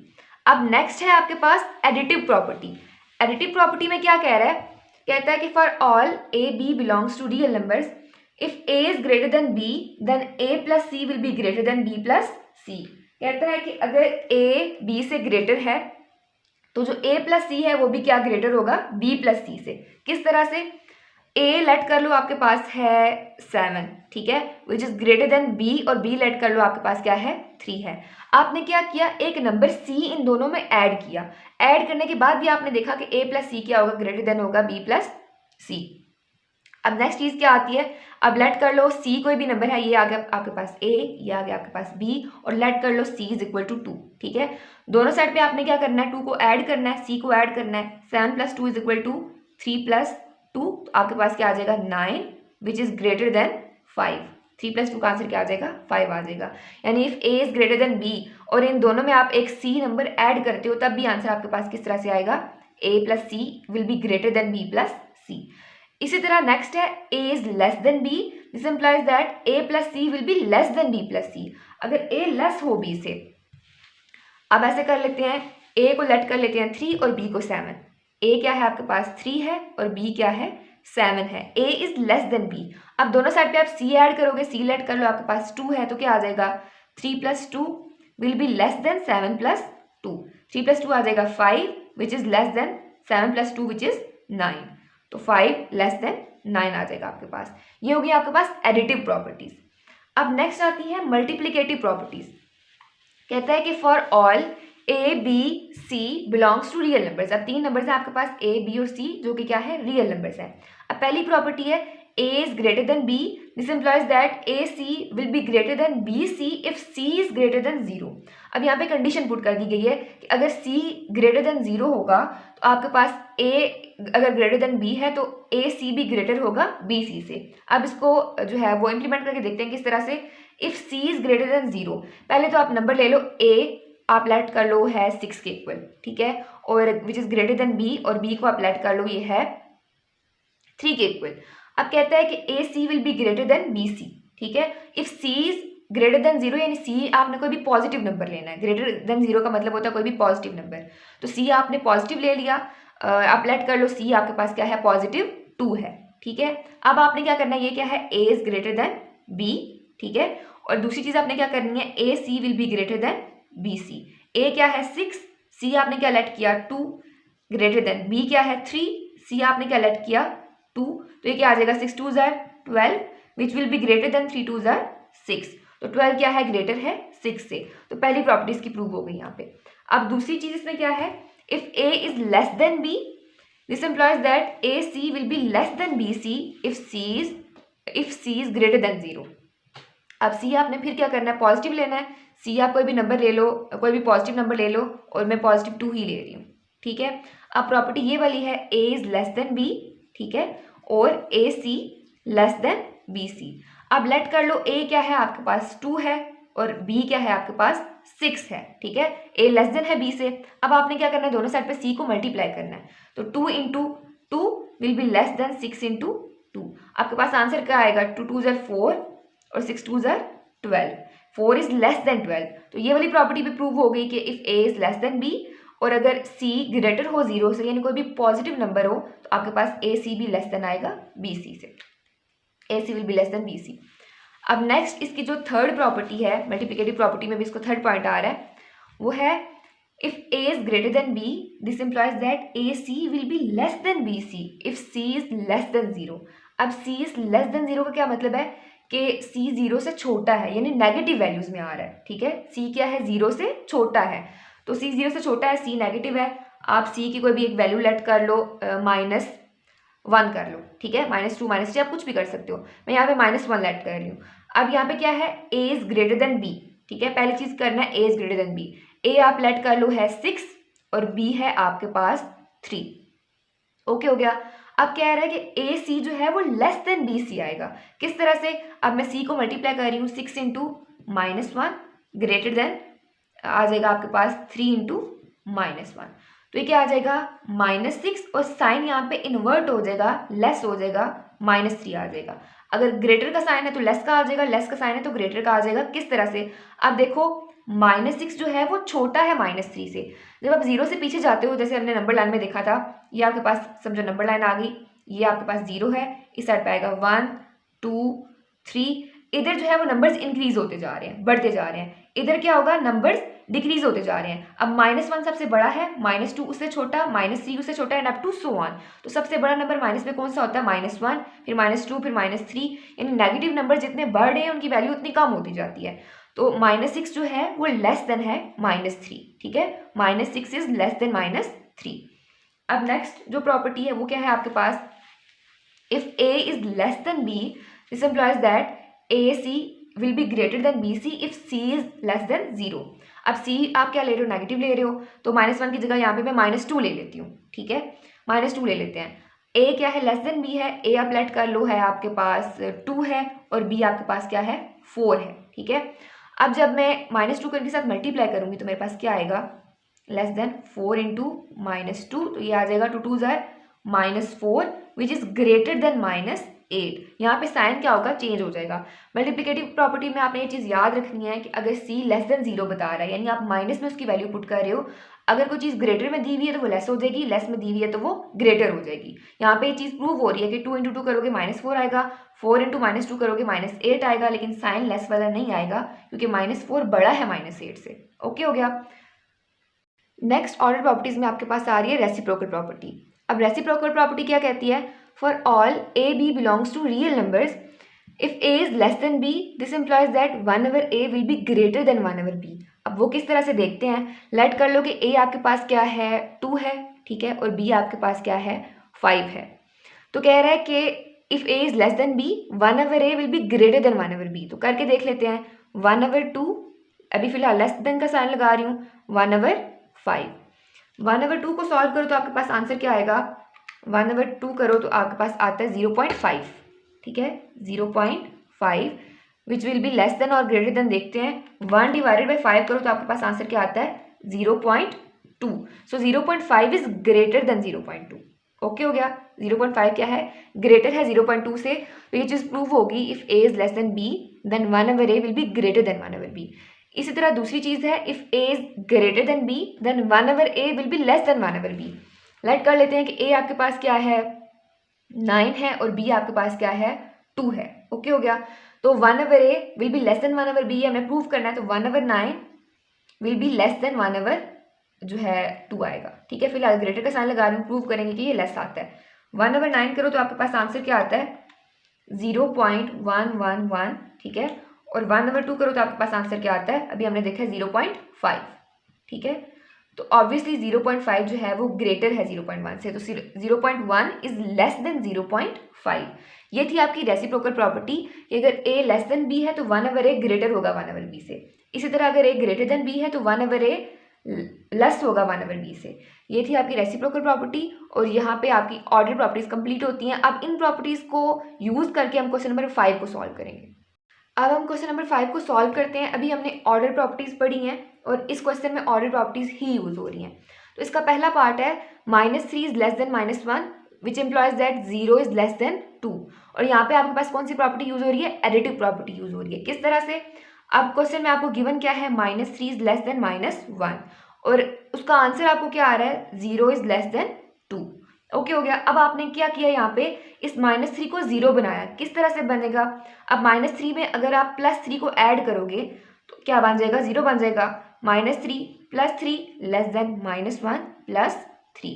दोनों साइड पे आपने क्या किया, +3 को ऐड कर दिया, तो -3 + 3 आपके पास क्या आ जाएगा 0 लेस देन -1 + 3 आपके पास क्या आ जाएगा 2 आ जाएगा। तो ये क्या है, एडिटिव प्रॉपर्टी है।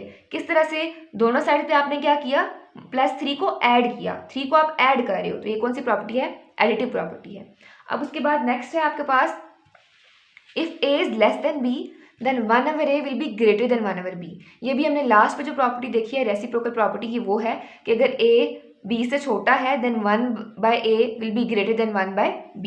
लेट कर लो कि a आपके पास क्या है 2 है और b आपके पास क्या है 4 है। a is less than b तो 1/a क्या आएगा, ग्रेटर आएगा 1/b से।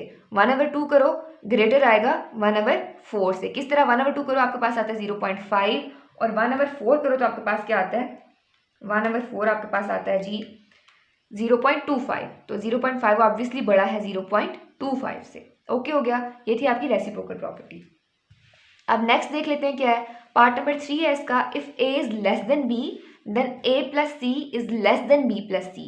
ये भी कौन सी प्रॉपर्टी है, एडिटिव प्रॉपर्टी है। दोनों साइड पे क्या कर रहे हो, c को ऐड कर रहे हो।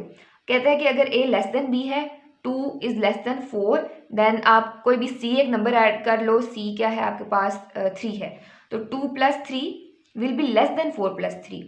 2 + 3 5 हो जाएगा, 4 + 3 7 हो जाएगा। ये प्रॉपर्टी हम डिटेल के साथ देके आ चुके हैं। तो ये कौन सी प्रॉपर्टी है, एडिटिव प्रॉपर्टी है। नेक्स्ट पार्ट नंबर 4 है, if a c is less than b c and c is greater than 0 then a will be less than b। अब इसको देख के कंफ्यूज नहीं होना, इसको उल्टा करके लिखा हुआ है। जो आपने मल्टीप्लिकेटिव प्रॉपर्टी पढ़ी थी उसमें स्टार्ट यहाँ से किया हुआ था, a is less than b then a c will be less than b c if c is greater than 0। तो ये मल्टीप्लिकेटिव प्रॉपर्टी ही है।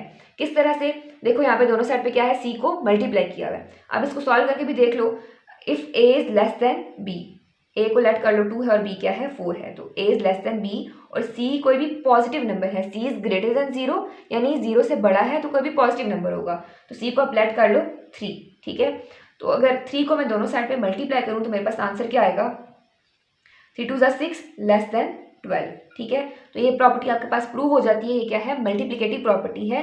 और ये देख के पता चल रहा है कि यहाँ पे अगर a is less than b है, दोनों साइड पे c को मल्टीप्लाई किया हुआ है, तो ये मल्टीप्लिकेटिव प्रॉपर्टी है।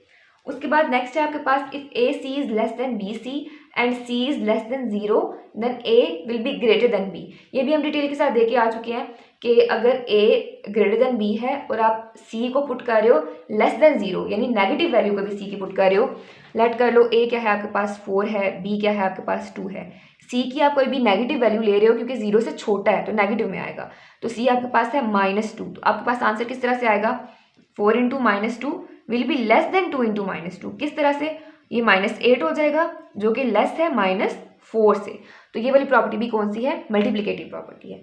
अब पार्ट नंबर 6 है, इधर ए इज ग्रेटर देन बी और ए इज इक्वल टू बी और ए इज लेस देन बी, तो ये वाली हमने कौन सी प्रॉपर्टी पढ़ी थी, ट्राइकोटोमी प्रॉपर्टी। ट्राइकोटोमी प्रॉपर्टी हमें ये कहती है कि इन तीनों में से एक ही काम हो सकता है, या तो ए ग्रेटर होगा बी से, या ए बी के इक्वल होगा, या ए लेस होगा बी से। अब इसमें अगर आप देखो ओवरऑल तो ये चीज़ आपको नज़र आ रही होगी कि जिसमें एडिशन हुई हुई है ना, चीज़ें ऐड हुई हुई हैं, वो एडिटिव प्रॉपर्टी है, जिसमें मल्टीप्लिकेशन हुई हुई है वो क्या है, मल्टीप्लिकेटिव प्रॉपर्टी है। सिंपली देख के नजर आ रहा है कि सी दोनों साइड पे मल्टीप्लाई हो रहा है, तो ये कौन सी प्रॉपर्टी है, मल्टीप्लिकेटिव प्रॉपर्टी है। और ट्राइकोटोमी प्रॉपर्टी आपके पास क्या कहती है कि या तो ए इक्वल होगा बी के, या लेस होगा बी से, या ग्रेटर होगा बी से। ये था आपका क्वेश्चन नंबर 5। नेक्स्ट है question number 3, insert 2 rational numbers between 1/3 and 1/4। आपने क्या करना है, इन दो नंबर्स के दरमियान कोई से भी दो रैशनल नंबर्स इंसर्ट करने हैं। अब क्वेश्चन पे आने से पहले आसान एग्जांपल से समझ लेते हैं। मैं कोई से भी दो सिंपल से नंबर्स ले रही हूँ 2 और 4। मैंने क्या करना है, इन दोनों के दरमियान कोई से भी दो रैशनल नंबर्स इंसर्ट करने हैं पहले। अब वो क्या होगा, देखो वैसे अगर देखा जाए तो कोई भी दो नंबर्स आप उठा लो, 2 और 4 ले लो या 2 और 3 ले लो, तो उनके दरमियान में इनफाइनाइट नंबर्स होते हैं। अब वो किस तरह से, 2.00001, 2.00002, 2.00003, इस तरह करते करते ढेर सारे नंबर्स बीच में आ जाते हैं। तो आप कहते हो कि इनफाइनाइट नंबर्स होते हैं कि कोई भी दो नंबर्स के बीच में। तो यहाँ पे मैं ले रही हूँ 2 और 4 और इनके दरमियान में क्या है, इनफाइनाइट नंबर्स हैं, लेकिन मुझे क्या करना है, सिर्फ दो नंबर्स चाहिए, तो मैं किस तरह से फाइंड करूँगी। सबसे पहला काम आपने करना है, इनकी एवरेज ले लेनी है। मैं 2 और 4 की क्या करूँगी, एवरेज ले लूँगी। अब वो किस तरह से लेते हैं, आपको अगर दो नंबर्स गिवन है 2 और 4, उनको मैं ऐड कर दूंगी और डिवाइड कर दूंगी 2 के साथ। अब ये किस तरह से हुआ, एवरेज किस तरह से लेते हैं, आपको जितने भी नंबर्स गिवन होते हैं आप उनको ऐड करते हो और फिर डिवाइड कर देते हो उन नंबर्स की क्वांटिटी के साथ। अगर यहाँ पे मेरे पास 3 नंबर्स होते तो मैं उन तीनों को ऐड कर देती और डिवाइड करती 3 के साथ। यहाँ पे मेरे पास दो नंबर्स हैं तो मैं क्या करूँगी, इन दोनों को ऐड करूँगी और डिवाइड कर दूंगी 2 के साथ। इस तरह से आपके पास क्या आ जाती है, एवरेज आ जाती है। तो इसकी एवरेज क्या आ जाएगी, 6 divided by 2 which is equal to 3। तो एक नंबर मैंने फाइंड कर लिया, 3 तकरीबन यहाँ पे कहीं आएगा, 2 और 4 के बीच में 3 आता है। अब मैंने दूसरा नंबर फाइंड करना है, तो दूसरा नंबर फाइंड करने के लिए मैं क्या करूँगी, 3 और 4 के बीच में एवरेज फाइंड कर लूँगी। इनके बीच में भी तो कोई नंबर आएगा ना, वो भी 2 और 4 के बीच में ही लाई कर है, तो क्या आ जाएगा, 3 और 4 के दरमियान अगर मैं एवरेज फाइंड करूँ तो आता है 3 + 4 डिवाइडेड बाई 2, तो ये आ जाएगा 7 डिवाइडेड बाई 2। और यही दो नंबर्स मैंने फाइंड करने थे। ये होगी सिंपल सी एग्जांपल। अब देखते हैं अपने पार्ट नंबर 1 को कि उसको किस तरह से सॉल्व करना है। अब पहली चीज़ आपने क्या करना है, एवरेज लेनी है, तो bye taking average, by taking average. अब एवरेज किस तरह से आएगी, 1/3 प्लस 1/4 और डिवाइड कर दोगे आप 2 के साथ, क्योंकि ये दो क्वांटिटीज हैं। ओके हो गया।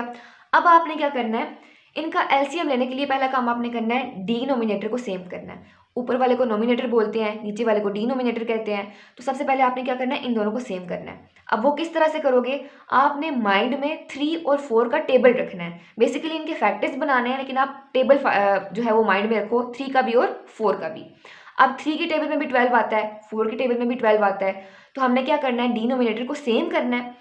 तो मैंने इन दोनों जगह पे क्या बनाना है, 12 बनाना है। तो वो किस तरह से बनेगा, अगर मैं 3 को 4 के साथ मल्टीप्लाई कर दूं तो 12 आ जाएगा, 4 को 3 के साथ मल्टीप्लाई कर दूं तो 12 आ जाएगा।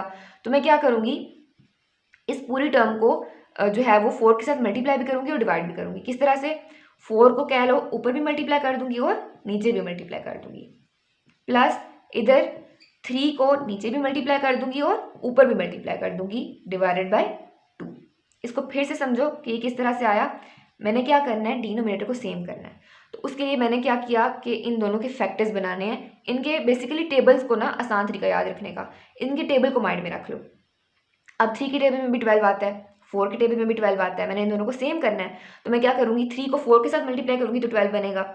इधर भी 4 को 4 के साथ मल्टीप्लाई 4 को 3 के साथ मल्टीप्लाई करूँगी तो 12 बनेगा। अब मैथ में इतना तो अलाउ करता है कि अगर आपने मतलब कोई नंबर किसी में ऐड किया है तो सब्ट्रैक्ट भी करना पड़ेगा, इसी तरह मल्टीप्लाई किया तो डिवाइड भी करना पड़ेगा। तो मैं क्या करूँगी, नीचे भी 4 को मल्टीप्लाई कर दूंगी और ऊपर भी 4 को मल्टीप्लाई कर दूंगी। अब देखो यहाँ से हमारे इस टर्म पे कोई फर्क नहीं पड़ेगा, 4 से कैंसिल हो जाएगा, पीछे आपके पास बचेगा 1/3। तो मैंने क्या किया, इसको 12 बनाने के लिए नीचे 4 के साथ मल्टीप्लाई किया तो ऊपर भी 4 के साथ मल्टीप्लाई कर दिया। इधर मैंने 4 को 3 के साथ मल्टीप्लाई किया तो ऊपर भी 3 के साथ मल्टीप्लाई कर दिया, divided by 2 as it is. और ध्यान रखना है इक्वल का साइन आपने इधर लगाना है, इस जगह पे नहीं लगाते रहना, इधर लगाना है इक्वल का साइन। अब यहाँ पे क्या आ जाएगा, 4 1 ज़ार 4 डिवाइडेड बाई 4 3 ज़ार 12 प्लस 3 1 ज़ार 3 डिवाइडेड बाई 12 और डिवाइडेड बाई 2। आई होप आपको नजर आ रहा होगा। अब नेक्स्ट आपने क्या करना है, इन दोनों का एलसीएम ले लेना है, इसीलिए तो हम इनको सेम कर रहे थे ताकि हम इजीली एलसीएम ले सकें। अब दोनों डिनोमिनेटर सेम है तो एलसीएम आपके पास क्या आ जाएगा, वही आ जाएगा जो कि लिखा हुआ है विच इज 12, ठीक है। और ऊपर वाली टर्म्स एज इट इज आ जाएंगी 4 + 3।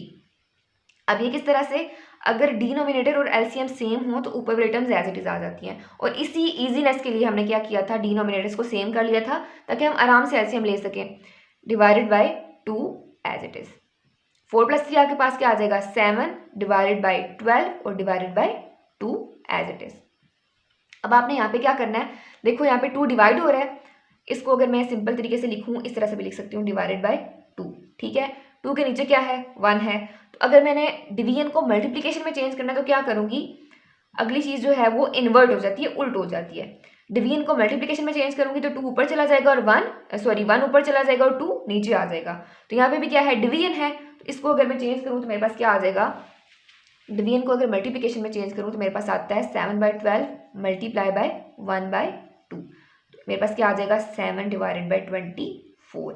ये आपके पास एक नंबर फाइंड हो गया। अब आपने क्या करना है, दूसरा रैशनल नंबर फाइंड करना है। अब वो किस तरह से करोगे, अब वो आप करोगे एवरेज फाइंड करोगे 7/24 और 1/4 के बीच में। जैसे हमने एग्जांपल में देखा था, हमने 3 और 4 के बीच में एवरेज फाइंड की थी। अब हमने क्या करना है, 7/24 और 1/4 के बीच में एवरेज फाइंड करनी है। तो वो किस तरह से करोगे, पहले लिख लेते हैं, bye taking average, taking average किसके दरम्यान में लेंगे, अब हम 1/4 एंड 7/24 के बीच में। ओके हो गया। अब इसको सॉल्व कर लो, ये आ जाएगा आपके पास 1/4 प्लस 7/24 डिवाइडेड बाई 2। अब आपने क्या करना है, इधर भी डिनोमिनेटर को सेम कर लेना है। तो 24 एज इट इज लिखा रहने दो, 4 को जो है वो क्या करोगे, तो 24 बनेगा 6 के साथ मल्टीप्लाई कर लो, ठीक है। तो मैंने क्या किया, ऊपर भी 6 के साथ मल्टीप्लाई कर लिया और नीचे भी 6 के साथ मल्टीप्लाई कर लिया, plus 7/24 divided by 2 as it is, और इक्वल का साइन यहाँ पे आएगा। ये आ जाएगा 6 divided by 24 plus 7 divided by 24 divided by 2 as it is. अब इनका मैं एलसीएम ले लूँगी तो क्या आ जाएगा, डिनोमिनेटर तो सेम हो गया है, तो अब आराम से इसका एलसीएम आ जाएगा 24, ऊपर आ जाएगा आपके पास 6 + 7 एज इट इज, क्योंकि अगर एलसीएम और डिनोमिनेटर सेम हो तो ऊपर वाली टर्म्स एज इट इज आ जाती हैं, divided by 2 as it is. 6 + 7 आपके पास क्या होता है, 13 डिवाइडेड बाई 24 और डिवाइडेड बाई 2 आ जाएगा। अब आपने क्या करना है, 2 इधर डिवाइड हो रहा है, जब मल्टीप्लाई करोगे तो इन्वर्ट हो जाएगा, आपके पास आ जाएगा 13 divided by 24 multiply by 1 divided by 2। 13 को 1 के साथ मल्टीप्लाई करो, आपके पास आ जाएगा 13, 24 को 2 के साथ मल्टीप्लाई करो, आपके पास आ जाएगा 48, और ये आपके पास आ गया दूसरा नंबर जो आप फाइंड कर रहे थे। आपने 2 नंबर्स फाइंड करने थे, 1/3 एंड 1/4 के दरमियान। तो ये आ गया एक 7/24, दूसरा आ गया 13/48। ये था आपका पार्ट नंबर 1। पार्ट नंबर 2 है 3 एंड 4। अब आपने इनके दरमियान में रेशनल नंबर्स फाइंड करने हैं। तो सबसे पहला काम क्या करोगे, एवरेज ले लोगे bye taking average, by taking average. तो आपके पास क्या आ जाएगा, 3 + 4 डिवाइडेड बाय 2 आ जाएगा। 4 + 3 क्या होगा, 7 डिवाइडेड बाय 2। एक नंबर आ गया आपके पास। अब आपने क्या करना है, दूसरा नंबर फाइंड करना है। तो उसको फाइंड करने के लिए क्या करोगे, एवरेज फाइंड कर लोगे 7/2 और 4 के दरमियान। तो अब आपने क्या करना है, एवरेज लेनी है, taking average of, bye taking average of 7/2 and 4। Okay हो गया। अब क्या आएगा यहाँ पे, 7/2 प्लस 4 डिवाइडेड बाय 2, ठीक है। इसकी भी एवरेज ले लो जैसा कि पहले पार्ट में किया था। तो आपके पास क्या आ जाएगा, अब यहाँ पे देखो क्या चीज़ है, 4 के नीचे कुछ भी नहीं है यानी 1 है, ठीक है। तो डिनोमिनेटर सेम करना है, तो 1 को मैं क्या करूँगी 2 के साथ मल्टीप्लाई कर दूंगी और ऊपर भी 2 के साथ मल्टीप्लाई कर दूंगी। तो मेरे पास क्या आ जाएगा 7 divided by 2 plus 4 multiply by 2 divided by 1 multiply by 2। बस आपने डिनोमिनेटर को सेम करना है, डिवाइडेड बाई 2। ये क्या आ जाएगा 7 divided by 2 plus 8 divided by 2 और यहाँ पे भी आ जाएगा डिवाइडेड बाई 2। अब डिनोमिनेटर सेम हो गया है तो एलसीएम क्या आ जाएगा इसका 2 आ जाएगा। एलसीएम और डिनोमिनेटर दोनों सेम है तो ऊपर वाली टर्म्स एज इट इज आ जाएंगी। 7 प्लस 8 डिवाइडेड बाई 2 और डिवाइडेड बाई 2 आ जाएगा और इक्वल का साइन यहाँ पे आएगा। तो ये आपके पास क्या आ जाएगा 8 प्लस 7 आपके पास हो जाएगा 15 डिवाइडेड बाई 2 और डिवाइडेड बाई 2। अब ये 2 डिवाइड हो रहा है, जब मल्टीप्लिकेशन में चेंज होगा तो क्या हो जाएगा इन्वर्ट हो जाएगा। 15 divided by 2 multiply by 1 divided by 2 हो जाएगा, क्योंकि यहाँ पे क्या है 2 बाई 1 है तो ये क्या हो जाएगा 1 बाई 2 हो जाएगा। तो ये आ जाएगा आपके पास 15 डिवाइडेड बाई 4 और यही चीज़ आपने फाइंड करनी थी। आपने 2 नंबर्स फाइंड करने थे, एक आपके पास आ गया 7 बाई 2 और दूसरा आपके पास क्या आ गया 15 बाई 4। ये था आपका part number 2। Next part number 3 है 3 बाई 5 एंड 4 बाई 5।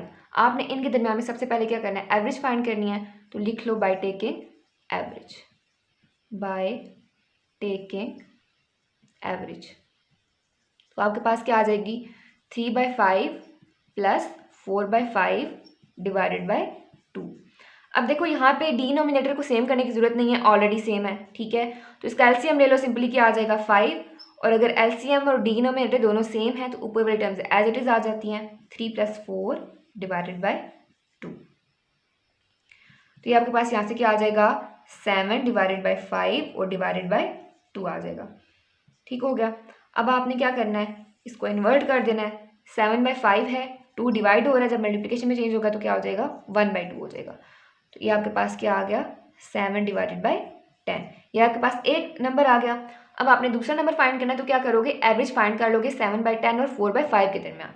तो taking by taking average of 7 by 10 and 4 by 5, इनके दरमियान में एवरेज आपके पास क्या आ जाएगा 7 by 10 plus 4 by 5 divided by 2। अब 7 बाई 10 है तो आपके पास जो है दूसरा क्या है 4 बाई 5 है। 10 तो है, अब 5 को भी आपने क्या करना है 10 बनाना है इन दोनों को सेम करने के लिए। तो 5 को 2 के साथ मल्टीप्लाई करोगे 10 बन जाएगा, तो नीचे भी 2 के साथ मल्टीप्लाई कर दो और ऊपर भी 2 के साथ मल्टीप्लाई कर दो। तो आपके पास क्या आ जाएगा 7 by 10 as it is, 7 by 10 as it is plus 4 multiply by 2 और 5 मल्टीप्लाई बाई 2। इसको सेम करने के लिए दोनों साइड पे हमने क्या किया ऊपर और नीचे 2 से मल्टीप्लाई कर दिया। तो ये आपके पास क्या आ जाएगा, इसको अगर मैं थोड़ा यहाँ पे कर लूँ, ये आ जाएगा आपके पास 7 by 10 plus 8 by 10 divided by 2 और इक्वल का साइन आपने यहाँ पे लगाना है इस जगह पे। अब क्या आएगा, अब यहाँ से अगर आप इसको सॉल्व करो तो इसका सिंपली एलसीएम ले लोगे। एलसीएम आपके पास आ जाएगा 10, ठीक है, और ऊपर वाली टर्म्स आ जाएंगी as it is 7 plus 8 divided by 2 as it is. तो 8 प्लस 7 आपके पास क्या हो जाएगा 15 डिवाइडेड बाई 10 और डिवाइडेड बाई 2। तो ये आपके पास क्या आ जाएगा 15 divided by 10 multiply by 1 divided by 2। तो ये हो जाएगा आपके पास 15 डिवाइडेड बाई 20 और अगर इसको 5 के टेबल के साथ कट करो तो आपके पास आ जाता है 5 3 ज़ा 15 एंड 5 4 ज़ा 20। तो आपके पास दूसरा नंबर क्या आ गया 3 बाई 4। पहला नंबर क्या था 7 बाई 10, दूसरा नंबर क्या है आपके पास 3 बाई 4 और ये था आपका पार्ट नंबर 3। यहाँ पे आपकी एक्सरसाइज नंबर 1.1 कंप्लीट होती है। That's it for today, thank you so much, अल्लाह हाफिज़।